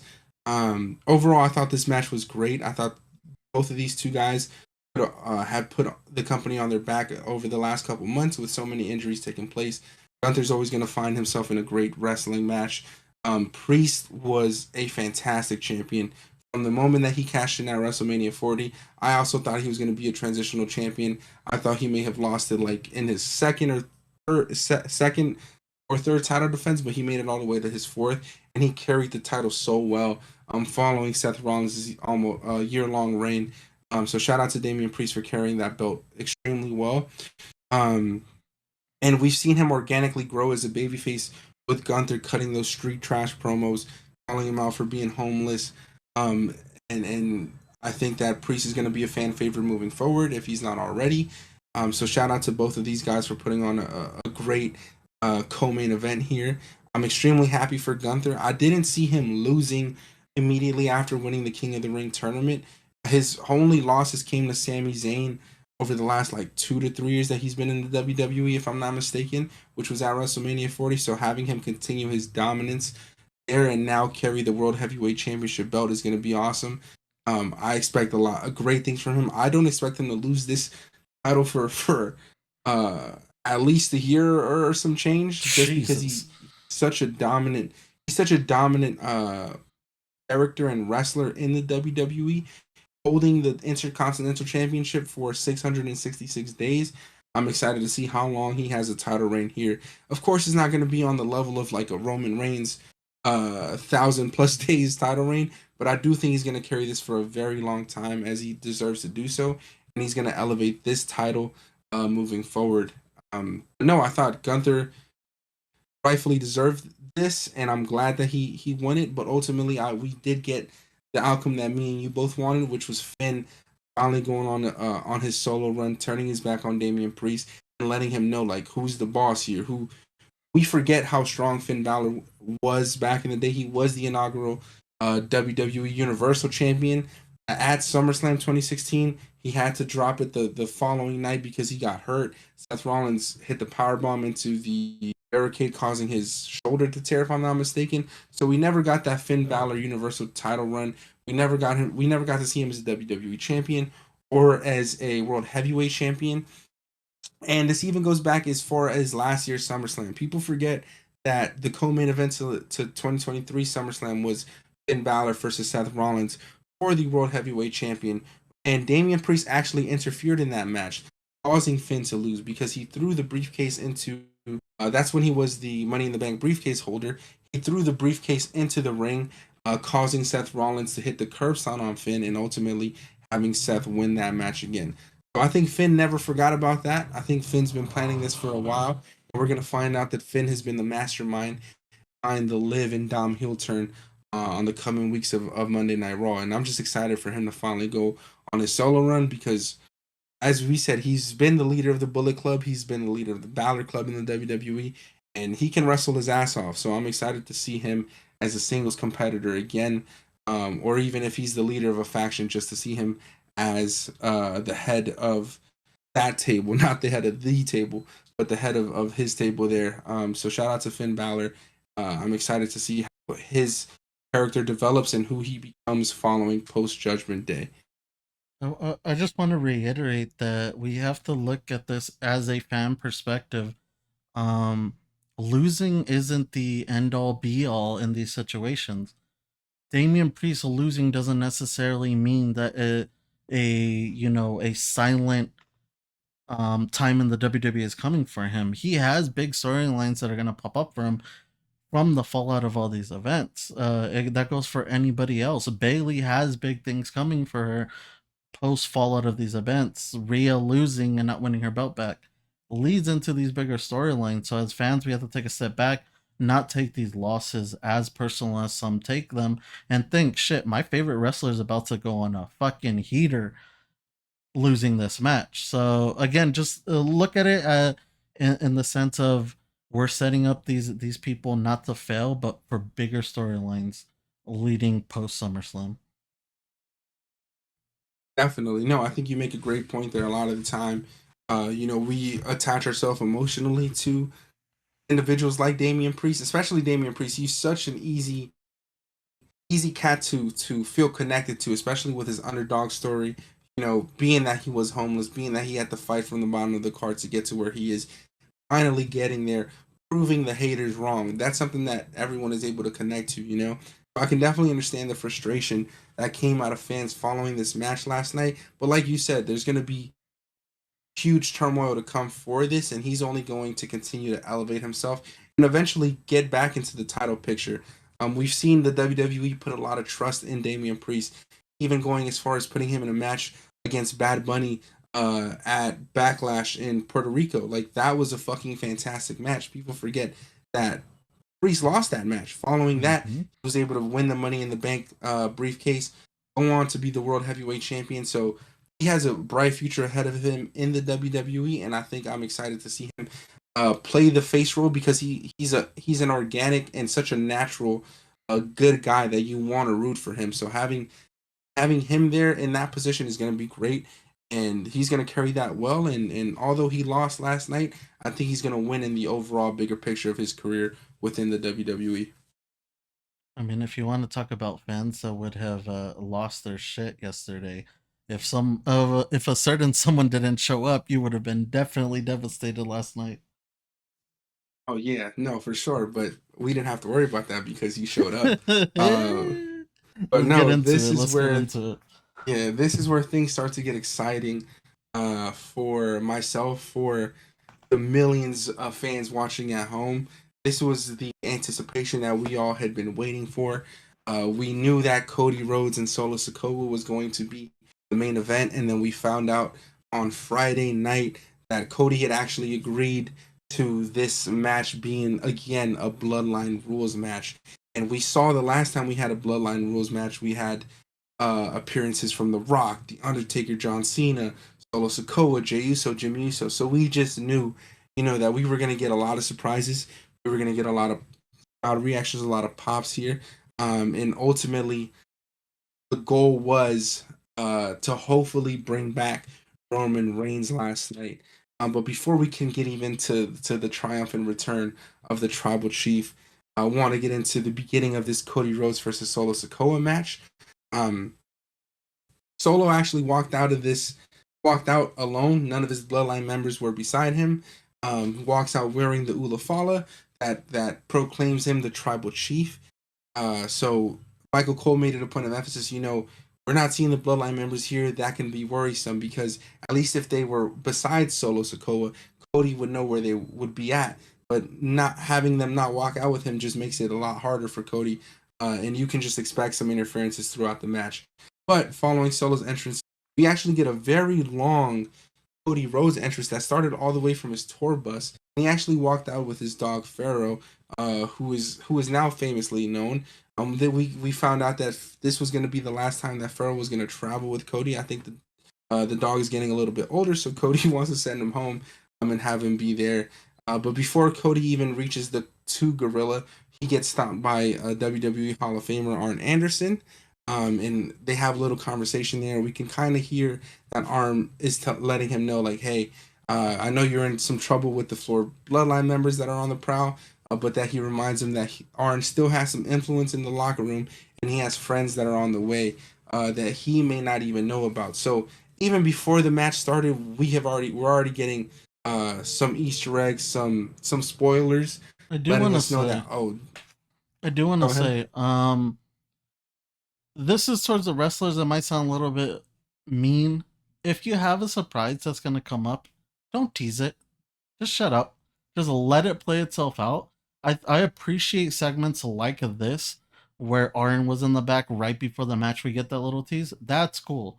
but don't be spoiling big parts of the match days before the drum up hype. You don't need that right now. I need you guys to keep all this shit a secret because it's better for us. It's more of a impact on us, the fans, when it happens, as opposed to, oh, we're already kind of predicting it to happen.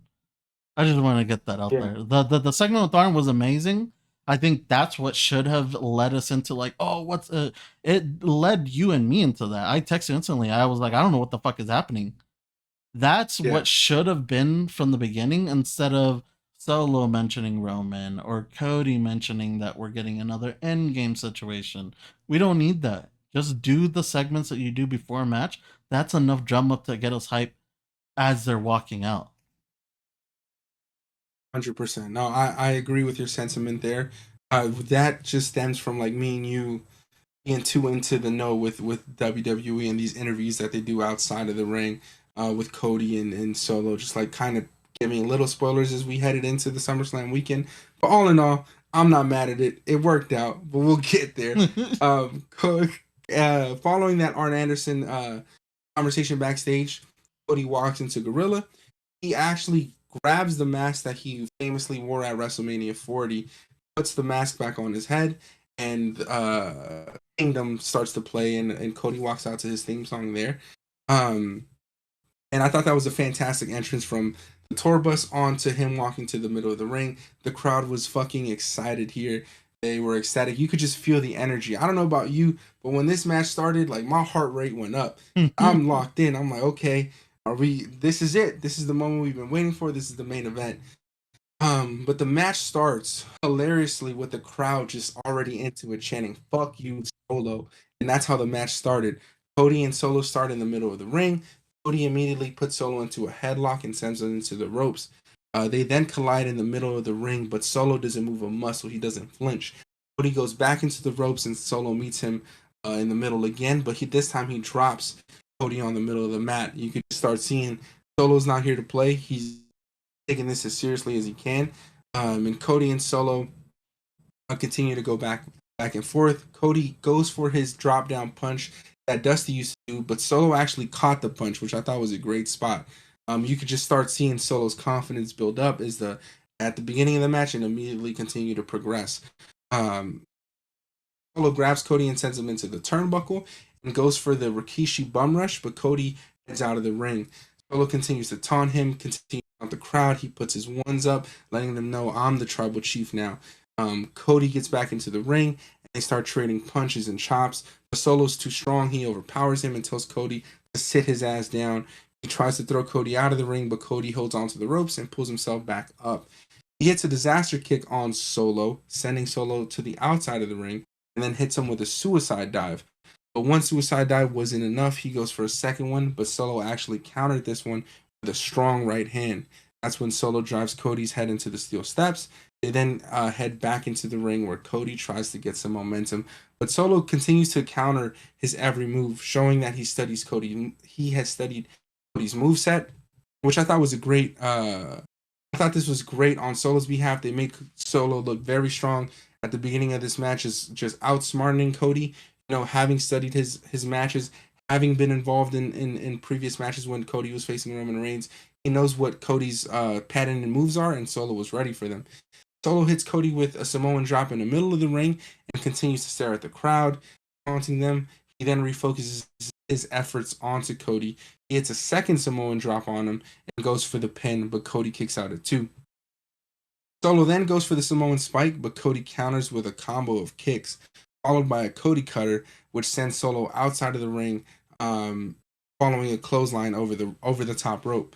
They find themselves outside, and Cody throws Solo into the Prime hydration station again. Takes a drink as he is a sponsored Prime athlete, and then he throws the bottle at Solo. They then head back into the ring, and Cody hits the drop down right jab and connects this time, and gets up with a few left jabs before hitting his bionic elbow. Cody then goes for another disaster kick, but Solo catches him and hits Cody with a sit down power bomb. Solo regains the momentum in this match here and continues to rain down punches on Cody while he's in the corner, and he immediately starts to taunt the crowd, throwing up the Bloodline 1-up. Then he hits his patented Umaga bum rush, connecting with Cody. Solo talks to the crowd. Cody gets up and goes for a pedigree, but Solo reverses. Cody goes for the roll up pin immediately, and then Solo they get up and Solo hits a rock bottom. Solo continues to punish Cody and goes for a grip on Cody's back, but Cody fights back, connecting with some punches and tries to gain momentum. But Solo just continues to counter, hits him with another Samoan drop. I thought here Solo was continuing his dominance throughout this match. I thought this was a very dominant performance by Solo to start, and he continues to place Cody on the top rope. He hangs Cody up on the ropes and hits him with a diving headbutt. He hits him with a second diving headbutt while Cody was hanging upside down. And Solo goes for a third one, but this is when Cody sits up and gets out of the way. Cody then hits Solo with a moonsault into a cross body, knocking them both to the mat. Cody gets up and starts his famous rally as a babyface, hitting a few forearms to some punches and runs the ropes to hit Solo with a clothesline. But Solo ultimately reverses into another spinning powerbomb. Solo continues to talk shit here. He climbs up to the top rope, but Cody meets him, punching him, but Solo hits a headbutt. Cody gets back up on the top of the rope and hits Solo with a superplex. And finally, we start to see some life out of Cody. Cody and Solo get back up and they start to throw punches at each other. Cody gets the advantage, hitting him with a few punches, and he goes for his Cody cutter. Solo counters into a crossroads position, which I thought was going to be super disrespectful, but Cody then counters and hits his own crossroads, and that's when things start to get interesting. Tama Tonga and Tongaloa then show up, and they just start beating up Cody Rhodes. They hit Cody with a barrage of punches. Solo goes for a pin immediately, but Cody still kicks out at two. Tama Tonga and Tongaloa try to continue to beat on Cody. That's when the pops start happening. Kevin Owens shows up. We hear his music play. He comes to Cody's defense. Kevin Owens starts to kick Tongaloa and Tama Tonga's ass, but they're ultimately too much for just Kevin Owens. Tama Tonga gets the advantage, and that's when Randy Orton music pops as well. Randy Orton comes in and hits an RKO immediately on Tongaloa, and then sends Tama Tonga to get hit with a stunner by Kevin Owens. Kevin Owens hits a swanton on Solo, and Solo hits a cross. And then Cody hits a crossroads on Solo and goes for the pin. But Solo actually kicked out here. And then that's when Randy and Kevin Owens start to chase Tama Tonga and Tongaloa outside of the stadium and outside of the ring, leaving Cody and Solo by themselves in the middle of the ring once more. That's when Cody has had enough. He goes for the steel steps and takes him into the middle of the ring. He hits Solo twice with the steel steps. And when he was going for a third hit, Solo actually hit a spear. And then Solo takes the steel steps and places them onto the corner, puts Cody against the steel steps and punches down on him, and he goes for a running butt, but Cody gets out of the way and goes for a triple crossroads, but that is interrupted by Jacob Fatu. Jacob Fatu comes out of nowhere and hits the Whisper in the Wind on Cody Rhodes, and he places Solo on top of Cody for the pin, but Cody still kicks out. Jacob then sends Cody outside, kicks Cody, starts to clean out the announce table, and then Jacob Fatu goes up to the top rope and does the frog splash from the top rope onto the announce table onto Cody. He sends. This was interesting because as soon as he hit the frog splash onto the announce table, we saw Jacob Fatu grab. I believe it was his left knee, so he was clearly hurt, or at least it was he was hurt in kayfabe there. And that's when Solo grabs Cody. He sends him into the middle of into the ring for the pin, but Cody still kicked out. And then, of course, that's when Solo gets up and tries to hit a Samoan spike, but Cody's too tired and he falls to the ground. And that is when, of course, the music hits and we finally get Roman Reigns' infamous return. He is greeted with not new music because it was the WrestleMania 40 entrance music, but Roman Reigns finally returns. The crowd goes crazy. Everyone puts their ones up, and we finally see his silhouette rise from the screen, and he makes his way slowly to the ring. He builds that walk up very slowly, very meticulously, and he finally reaches the ring where he runs in and he Superman punches Solo and hits him with his infamous spear. And man, that was what a fucking pop by the crowd there. What a spear, what a Superman punch to send Solo down. Roman actually kind of stared at Cody, gave him, I thought, was a nod of approval. Cody then picks up Solo Sikoa, hits the triple crossroads, and takes the pin there and wins the match. Jesus Christ, that was a lot. This was just a a fury of events here, from Tama Tonga to Tonga Loa to Kevin Owens, Randy Orton, Jacob Fatu, and of course none other than the Tribal Chief. Before I get into it, I want to hear your opinions on the match itself, on Roman Reigns' returns, and what you thought of this fiasco here. Well, starting off with the match, I'm gonna talk about the match itself. Cody versus Solo. I was not going into this wanting to see this match, nor do at the end of the match, nor did I want to see this match. And it's not really a problem with Cody or Solo, more than it's a problem just with Solo, because Cody's a phenomenal wrestler. He's doing what he needs to do in the ring. I think right now he's kind of in a standstill position where he doesn't really know who to go after, because he still has these big storylines that need to play out. So the storyline of Solo taking over the bloodline and him being his opponent, I understand why it needed to happen, but I just wasn't looking forward to it. This as a match on its own wasn't something that, like I said, I was looking forward to. So, in a match sense itself, I think this match was kind of boring. I know you disagree with me on that one. I know you're hyped on the match. I just don't see Solo as that person, and he doesn't come off as that person in the ring to me. So, as a match in general, this match was boring, and I wasn't really looking forward to it. What I was looking forward to was the events that would happen because of this match. Like you said, we had the we had God come in and interfere in the match to no avail, only for Jacob to come in and try to rescue the pieces that were in front of him in order for Solo to win. On the leg injury, shout out to my boy Mark, aka Boyo. He sent me a picture this morning. It looks like Jacob's just in a boot, so the injury might not be as serious as we thought it was. Hopefully, it's not as serious, because he is an important factor in the storyline playing through.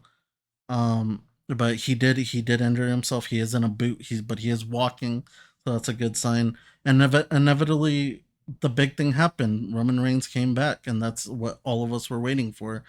And the way he did it was amazing. I wasn't the biggest fan of him walking to the ring at the beginning, but it built that tension, like you said, as to like what's his position, where does he stand. He inevitably ran into the ring, and what I think he, in my opinion, was his best Superman punch and his best spear to date, beautifully executed on Solo. And like you said, it kind of, he left the ring with this nod to Cody Rhodes, kind of like saying like, finish this up so that you and me can get back to it, or finish this up so I could get my hands on him finally. So it'll be interesting seeing where we go on SmackDown following these events. But overall, I think the match was kind of a dud. I wasn't really hyped on the match, but the events are what made it great. I'm glad they didn't go too overboard with the end game analogy, and they only brought out Randy and KO. But overall, yeah, this was a sick main event. We finally get Roman Reigns back, so I'm happy with that. Yeah, definitely. I would agree with you up to a point in terms of Solo's performance here. I wasn't looking forward to Solo versus Cody Rhodes as a main event, because I, like you said, not too excited about Solo being in that picture there, but it made sense in terms of the storyline, right? We have to build the bloodline back up. We have to put him in the main event scene so we can get Roman Reigns back there. Um, but I was pleasantly surprised with Solo Sikoa's performance in this match. I thought it was a dominant performance on his behalf. At no point did it feel like Cody had the momentum, even when he would gain momentum. Solo was just was just had every play up his sleeve already. He had studied Cody's game. He knew what he was gonna do. He knew when he was gonna hit a disaster kid, a Cody cutter, his bionic elbow, and he studied it. And I thought they did a great job of playing to that for Solo. I thought Solo came out a lot more dominant in this match when it comes to his singles performance. Because I can't remember the last time I saw Solo wrestle on his own, besides the time he wrestled John Cena at Crown Jewel and he hit 14 Samoan spikes for whatever fucking reason. So just seeing him elevate from that match to now on his own, I thought it was great. He pleasantly surprised me. Um, he showed up and he did what he had to do, and he became an even more respectable character in the eyes of the Bloodline story, and I can see him and Roman having a solid match between the two of them just because of how he looked in this match with Cody Rhodes. Like Cody is the champ. He is best in the world because he's holding the championship, right? But Solo was dominant throughout the entire match, and it took interference from Randy, Kevin Owens, and ultimately Roman Reigns to help Cody put him over the top. And of course, Solo had the help of his Bloodline members too. But I thought this was like a great, surprising performance from Solo. I didn't know he had the tricks up his sleeve. He showed out to me yesterday in this match. I thought he had the better performance between him and Cody Rhodes. And I have to give him his props where Dang. credit is due. I thought that he showed out completely, and he just had the more dominant match there. And I'm a huge Cody Rhodes fan. I think he's a great wrestler. But last night, Solo showed how much more intelligent he was in that match and how prepared he was, and he just had a confidence to him that I hadn't seen before out of Solo. So seeing that from him was exciting, and I think it allows for an even a bigger matchup and a bigger build up for when we get Roman and Solo as well. And he is his own singles wrestler now, and that's exciting for me. And no, hats off to Solo. He surprised the fuck out of me. I'm not sure how the rest of the community feels, how other fans feels, but I genuinely thought Solo had the better performance there. And then in terms of the surprises that we got here, I did think it was a little overbooked. Of course, we Okay. had to. You knew we were gonna get. You knew we were going to get. Uh, the as you said, Tama Tonga and Tongaloa, formerly known as the Gorillas of Destiny. You proclaim them as God. Some of our listeners may not know that they were known as the Gorillas of Destiny back in their New Japan days. They came out, they helped Solo. We knew that was going to happen. We knew Jacob Fatu would somehow get involved, of course, because we have Solo establishing his new bloodline. I did think it was just the tiniest of bits of overbooked with Randy and Kevin Owens. It makes sense for them to come out, right? They are Cody's friends. They were his buddies. So I'm glad that they're back on television as well, following the bloodline taking them out over the course of the last few weeks. And we ultimately got the return that we were yearning for, that we were hoping for, the return of the original, the only tribal chief as his new shirt sports the OTC. I thought that was great. I thought his walk up to the ring was fantastic. You didn't know, is he going to go after Cody? Is he going to go after Solo? He's meticulously made his way up the ramp, getting to the ring. As you said, probably his best Superman punch, his best spear that we've seen him hit. And just the buildup of not seeing him on TV since April of this month and getting to August, we missed him. The WWE Friday Night SmackDown certainly missed him. The fans missed him. Every week we were getting chants the "We Want Roman," and we finally got it. And I'm glad Cleveland got to experience that. I thought they popped extremely loud for Roman Reigns for their tribal chief, and the heart rate was up from the beginning of this match. It The heart rate was up, and really then was though. you climaxed with Roman Reigns coming out, hitting the spear, hitting the Superman punch, and just an absolute nod. We've been watching the WWE for years now.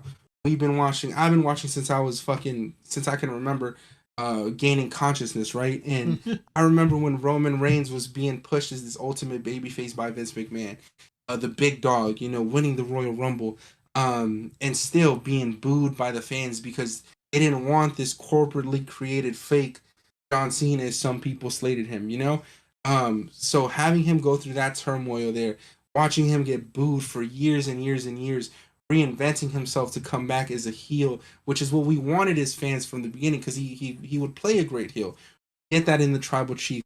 Get that with him partnering with Paul Heyman. He goes on the Tribal Chief run where he's fucking champion for over 3 years, and he finally loses to Cody Rhodes at WrestleMania 40. And Triple H did what Vince McMahon tried to do in like 5 to 6 years. He was able to do it in 2 years and 6 months with just taking him off of TV, implementing the new bloodline, and now we get the babyface Roman Reigns that Vince McMahon had so yearned for, that he tried to build up. We get the ultimate good guy in Roman Reigns. Now he might not be a perfect, baby face. There's gonna be some elements, of course, to him that are always gonna play into that heel role. But man, seeing the reaction that he got from being booed after winning the Royal Rumble, having to send out his cousin The Rock to lift his hand, both of them getting booed, to this reaction that he got last night, fucking incredible to witness as a fan, who has been watching him from when he started with the Shield to now. It's just beautiful to watch, and I'm glad I got to see that happen in real time, and having him come back, and I'm just excited to see how this storyline plays out between him and the Bloodline, him versus Solo Sikoa, him versus Jacob Fatu, the Usos versus the Gorillas of Destiny, Tama Tonga, Tongaloa. There's so many matches that we can get out of this, that they have built over the last 2 to 3 years with this Bloodline story, and still we haven't even gotten a Rock back on television yet, right? And we just know that matchup is gonna happen. Roman Reigns versus the final boss. So fuck, just a great fucking way to bring him back ultimately. And I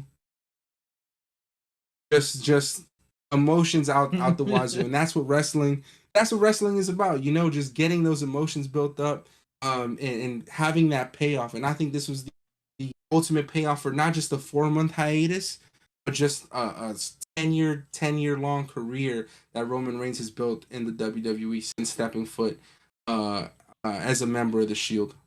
I think a lot of the great wrestlers of this newer generation go through kind of a hazing phase, that we as fans don't have a lot of control in what happens with the product, but we can make our voices be heard. And doing these chants of "you suck," doing these chants of "we don't want you," "fuck you," even with someone right now, we're seeing it with Solo Sikoa in a sense where I don't approve of him. I don't like him. I think he's boring. But that's the kind of stuff that some of these wrestlers need to hear. Like you said, Roman Reigns for the longest time was hated. No one wanted him. We didn't want that version of Roman Reigns. Once he showed us the version of Roman Reigns that we wanted, we're like, whoa, whoa, whoa, wait a minute. What are you doing down there? You're making some noise? Let me look. We see it right now or we've seen it before with John Cena, where John Cena was the most hated, and now he's going on his retirement tour, and everybody's fucking bawling an eye out. Or even someone like a Kurt Angle, the "You Suck" started with him, and now the "You Suck" chant we see as a show of respect, or as a show of like we see that you're going to be something in the future. Like I said, we're seeing that right now with Solo. We're seeing it more with someone like Chad Gable, where Chad Gable, he's in storylines and he's being hated for the heel heat, but in the back of our minds we're really cheering for him. He is someone that I feel like was universally loved on NXT, and even when he came up to the main roster with Jason Jordan. So people cheering against you necessarily isn't a bad thing. Sometimes it's because we want to see you do that little bit of extra work so we can get on your side. And it's phenomenal to see the turnaround, because when I left watching wrestling for a couple of years, Roman was still in that state of, we don't want you, Roman. This is not what we wanted. While I was away, I was hearing all these rumblings of the bloodline and the fact that people were finally on Roman. And it shocked me, honestly, because of the way that I left. I didn't see him ever getting over, but I was dead wrong. He's now the hottest person on this product. So I'm glad to see him come back, and I'm excited to see where we're gonna throw him in, because he doesn't necessarily need to go for the title right now. We know he can get that whenever he wants. So is he gonna go for some matches that he personally wants to take care of first? Who knows? And like you said, it's an exciting time to be a wrestling fan because there's so much shit going on. Yeah, definitely. He reinvented himself, and it worked out for not only the well being of him, but the overall product of the WWE. As you said, like, you stepped away from wrestling, right? You had stepped away, and when you had stepped away, Roman was still getting booed. He was still in that big dog position, as they Yeah, coined him. and literally. and then you That's the stepped last away. name I remember them calling him, was the big dog, and I fucking hated how Michael Cole would say it every time on commentary. Yeah, exactly. And so stepping away from that for a few years into the pandemic, and then you start, our ears were always to the ground. Yeah. As a wrestling fan, you're always gonna be it's always gonna be in your peripheral, even when you're not watching it. You're still getting, seeing the tweets. You're still on the internet finding things out, etc., etc. And slowly but surely, you started to see Roman Reigns, team up with Paul Heyman, the Bloodline playing a bigger and bigger role on WWE television, and it started to draw eyes into the product again. And following the pandemic, they needed something to bring back the fans, the viewership. They needed something of excitement, and I think he did that with his family. And not only did he do it by himself, he elevated Jim Uso and Jey Uso. He Mm-hmm. didn't create the Usos, but he took them to another level where they were just a tag team prior to that, but now look at Jey Uso, main event Jey Uso. He comes out and he's one of the most over wrestlers in the on the WWE roster, and that's partly because of how Roman was able to place him, how Paul Heyman was able to place him. So shout out to their storytelling, and I think Paul Heyman just has probably the biggest and most pivotal role to play with the Bloodline story, and Paul doesn't miss. Paul has been on fire his entire career as a WWE Hall of Famer, and just seeing the progression here of Roman Reigns and the Bloodline itself, and how they brought back the eyes to the product is beautiful to watch, and I'm just glad I got to be a part of it as a fan, watching it, getting emotionally invested, going to the shows, putting our ones up, like these. That is what it's all about. So just excited to have him back on our TV screens. I want to see, like you said, who is he going to go after first? I think he made it clear last night, having speared Solo Sikoa, having Superman punched him. His business is with the Bloodline at this moment in time. We're going to see him take on Solo Sikoa, Tamatonga, Tongaloa, Jacob Fatu. I think we're going to get a lot of those single matches first. We're going to get the eventual Roman Reigns versus Jacob Fatu, which excites me the most. I think that Yeah. may excite me more than I might be tripping, but it may excite me more than The Rock versus Roman Reigns. Not in the spectacle of it, but just like the match that we may get from that matchup, right? So they have a plethora of options to go through, and I know Paul and Roman have been working on this back on their own time. They clearly have a plan placed. I'm just excited to see how they execute it and what that looks like for the months and just the years to come there. I think it's hard for anyone to hate Paulie in the business because he is such a big pivotal point of what happens backstage, especially now. I'm pretty sure fucking Triple H is giving him all the creative freedom that he needs. I know that he's working with superstars like Rhea Ripley. He was the one that told Rhea, let's switch it up. And now look at her. I know when Jay came in, there was rumblings that she was working with Paulie, so it's exciting to see maybe with a smaller schedule, maybe not always being with Roman through this bloodline stuff while Roman, my bad, does his thing. Maybe Paulie takes a back seat for a while and builds some of these other people that he's been working with in the back. I think that Jade can use it. I think someone like Jade, anyone really in the back can use a little bit of Paulie, but it's exciting to see the stuff that Paulie is creating for us for the future. Definitely, no, a huge influence backstage, and you see it now. Even when months ago, when Braun Breaker was on NXT, and Paul Heyman actually walked him out and introduced him Mhm. and gave him the Roman Reigns nod. He said, "Roman allowed me to come out here and stand by your side." I think things like that are dope to see, especially for the younger talent. Mhm. And we'll see if Paul. I think Paul's still going to be on Roman's side, right? Especially No, yeah, but just following the way. maybe he'll take like a back seat while Roman kind of Yeah, handles his business at the beginning. I don't think we necessarily need to see Paul there every week, but if Roman comes out, handles business, goes home, I think that's fine. yeah, no, I agree wholeheartedly. Just a lot to come from the Bloodline story, and I'm also excited and nervous to see where uh, Cody falls into this story as well, because he is our WWE undisputed champion.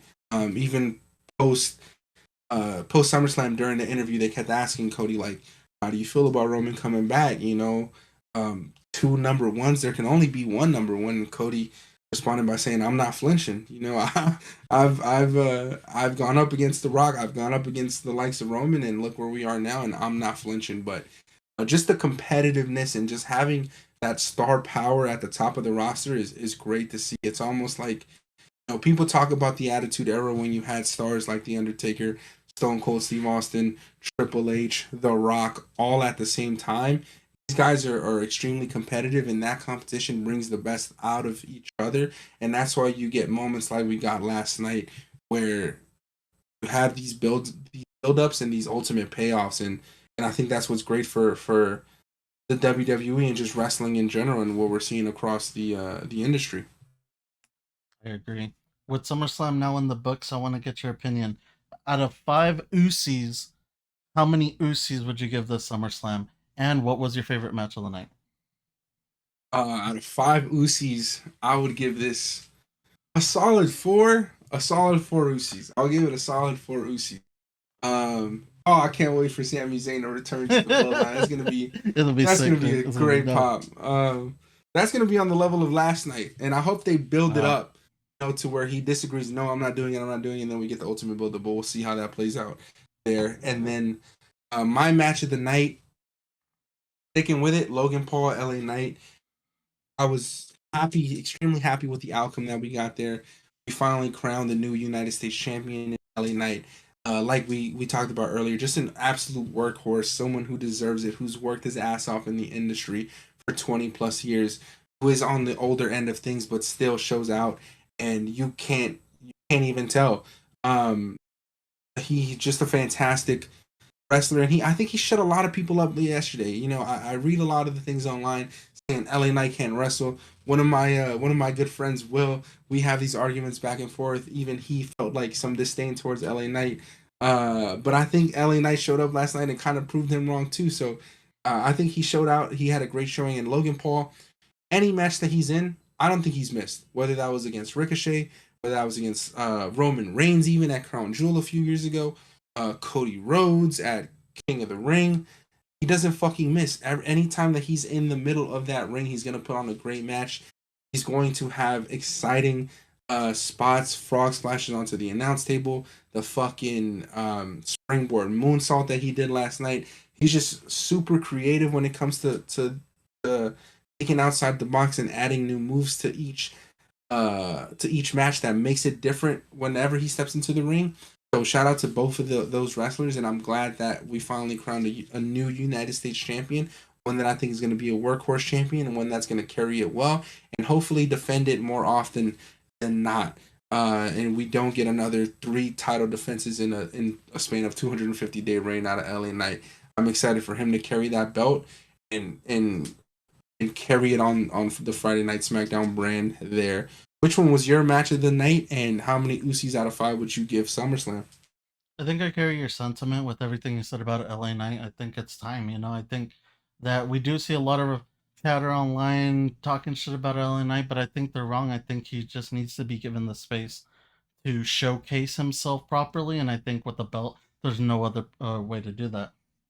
On, I think our match of the night will defer, because I do have a different match of the night, but I think it's for the same reason. I think my match of the night, I'm calling it now, Sami Zayn versus Braun Breaker, because of the same stuff that we talked about LA Knight towards Braun Breaker. I think it's time for him to show us what he's got with the belt, and I think it's time that we have some fighting champions, and these are two perfect candidates for that situation.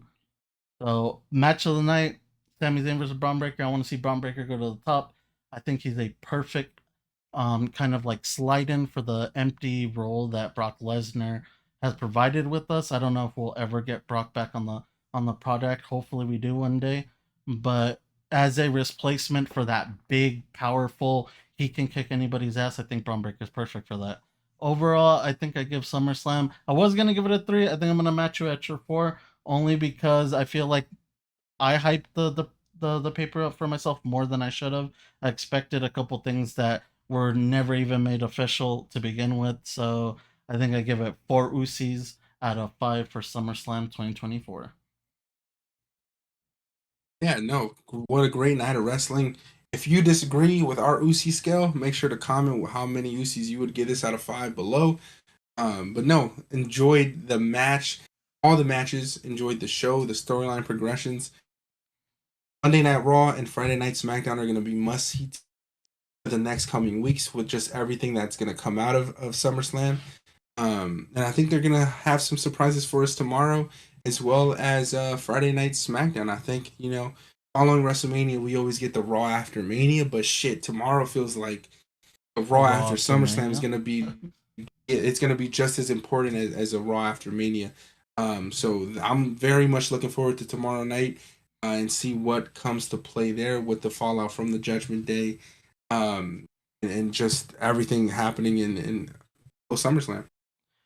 Great pay per view. I enjoyed it. I look forward to more fun pay per views in the future. Like we said, this is one of the big three, so post shows to this are pretty important. It sets up the landscape for the smaller pay per views in between that are gonna happen. But yeah, I think WWE did a great job with this one. Typically, we don't do segments on pay per view reviews, but since this being our first episode, I'm feeling a little special. I know Rob had some stuff he wanted to talk about before we let you guys go. So let me introduce a segment on the show that we call Spot Monkeys. Spot Monkeys is a segment where we'll talk about rumblings in the wrestling world that don't typically pertain to the main roster shows like Raw, NXT, AEW, and SmackDown. It will just give you some tweets that we found that are interesting for the week, or maybe some backstage rumblings that we've heard that have some actual leeway. So, Rob, what did you want to talk about this week? Yeah, there was a few things added on to the SummerSlam card that I found were interesting and some breaking news as well. I want to hear your thoughts on the ref cam that they added to the first match and Seth Rollins match. They added like a GoPro to the referee's, I believe it was their left ear. I thought this was a very interesting production addition there. I wanted to hear what your thoughts were on that, if they're going to use that moving forward. How'd you feel about it? I don't think they used it as much last night as they may have should have, just because it was like the first night that they brought it out. But just want to hear your thoughts on that. When that came up, I actually kind of didn't even think of wrestling to begin with. What my mind instantly went to was maybe they're mocapping something, or they're trying to figure out some way of like doing like a first person ref mode in the games, and that's why they were doing it. But then it did change my mind into being a feature when I saw Seth have it, because I was like, why the fuck would Seth have it? That doesn't make any sense. So I think it is a feature that they want to implement, maybe at like the bottom of the screen, so that we have something else to look at. If they want to do this instead of a picture in picture, don't show me ads, just show me the ref cam and maybe some ad placement on the bottom and the top. I think that would be great, but I didn't think too much of it just because it is something new. And if I found it weird that they would try this at a pay per view, or a PLE, I should say, instead of like a regular show. I feel like this is something we should have probably tested out at NXT. Yeah, I agree. I think it was something that they should have tested out before. I think that's why they didn't use it as much as they may have thought. Just the way that I think they try to use it a little bit throughout the Rhea and Liv Morgan match, but it didn't garner too much of our TV time there, which I appreciated. I thought Seth had a few glimpses of it as well. I thought it was just an interesting uh, added an added variable to production. But we'll see how it plays out if they decide to bring it back. Maybe they should continue testing it out on the likes of an NXT just to see how they can fit it in. And it could be a cool alternative to the regular picture in picture that we get on like the Monday nights, Tuesday nights, and Friday nights. But just an interesting little tad bit of information there. And then of course, Michael Cole officially announced that he's going to be moving back to the SmackDown commentary team when the brand moves to the USA Network, which will be next month on September 13th. That'll be the first official SmackDown episode on USA. How are you feeling about Michael Cole returning to his SmackDown commentary role there with Wade Barrett? With Wade Barrett, it's kind of interesting, but more Michael Cole on SmackDown. I love Michael Cole. I've always been a Michael Cole fan. Not so much when he was being a stickler of the rules when Vince was in Gorilla, but now seeing him flourish into this commentator of his own, where he freely kind of expresses himself, is fucking great to me. I find him funny. During SummerSlam, he was just going off on Dom, and I was texting you. I was like, "This is the best shit ever. I've never seen him act like this." So him moving over to SmackDown, I love it. I wonder why he picked SmackDown and not Raw. I feel like maybe, well, I guess both of them ask a lot, in the sense of dates. But maybe Raw would have led him to a shorter schedule, and maybe he does like that longer schedule, and that's why he picked SmackDown. But hey, I like Michael Cole, so shit, fuck it. On SmackDown, I'm down with that. Yeah, I'm a huge Michael Cole fan as well. I think he did a great job of calling it last night. The Dominic call was hilarious when when Dom kissed Liv.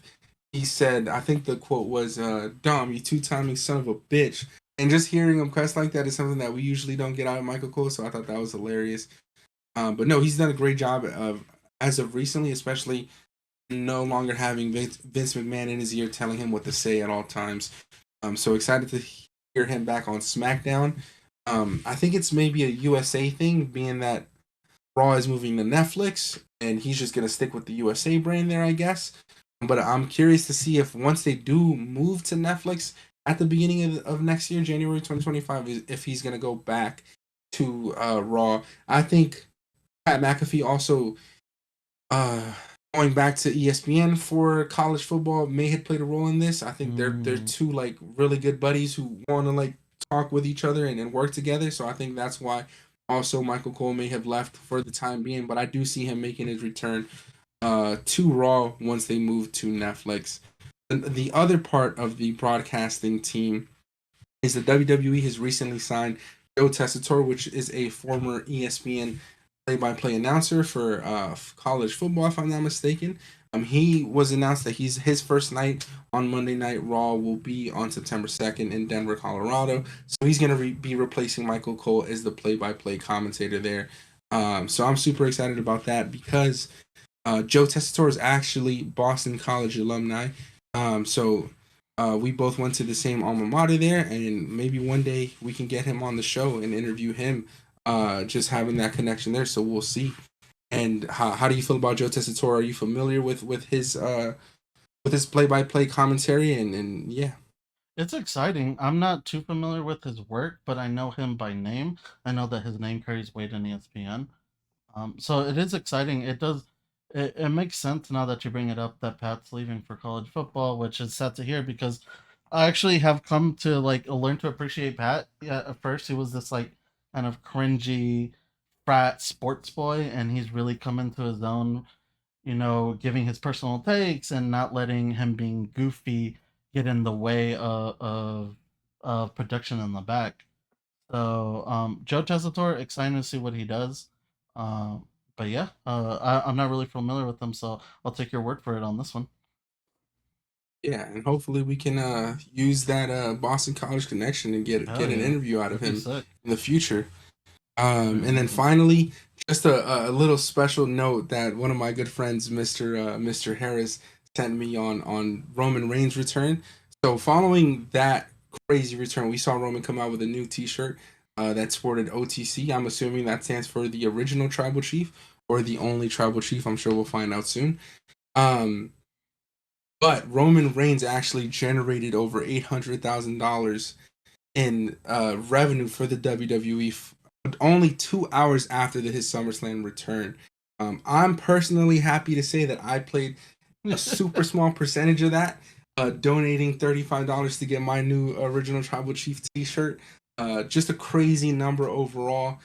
800, almost $1 million fucking dollars in sales, just following 2 hours post his return. Just a needle mover, as his fucking T-shirt says. Ultimate needle mover there. What are your thoughts on his on those merch numbers there? I mean, are we really surprised? This return was going to be big in merch and in chatter, so I'm not really surprised with that. I'm also going to be getting the shirt, so I'll be contributing to that fund in the long run. But yeah, I mean, merch sales for WWE are insane, dude. Just in general, the merch that they move, fuck, dude, they're definitely making their money's worth there. Yeah, 100%. No, an exciting time to be a WWE fan, and I'm sure TKO Group and the WWE are just excited to have as many eyes on the product as they do now. Is clearly the fans are spending the money. But no, what a great pay per view that we both thoroughly enjoyed there. I want to thank you guys for listening to our first official episode of the Word Around the Ring podcast and our SummerSlam review. Any last words on your end, Jess? No, I just want to thank everybody for listening to the first episode. I hope this was as entertaining for you as it was entertaining for us to make. I want to remember everyone that we will be back on Wednesday. Well, I guess not remember. I should let you guys know. Our schedule will consist of a podcast on Wednesday, recapping the midweek madness, which will be Raw and NXT, and then we will meet up again on Sunday to cover the rest of the events of the week, which would be AEW, SmackDown, and anything else that happens in between. So we will see all of you on Wednesday for our first official weekly recap episode. Um, but yeah, thank you for listening. I hope this was fun. I hope this was fun for you as it was for me, Rob. Definitely, and make sure you like, subscribe, follow us on our social media platforms: Instagram, Twitter, and YouTube. And make sure to leave any comments below how you felt about the SummerSlam pay per view overall. How many Usis out of 5 you would rate it, and what you're most excited for following SummerSlam. Are you excited to see how the Judgment Day plays out, how Finn may play out, who Gunther may face as in his first title defense, where the CM Punk Drew McIntyre feud may head on after this, and where the bloodline goes as well on Friday Night SmackDown. But thank you for your time, and we'll see you guys on Wednesday. See you guys on Wednesday the 7th. Peace.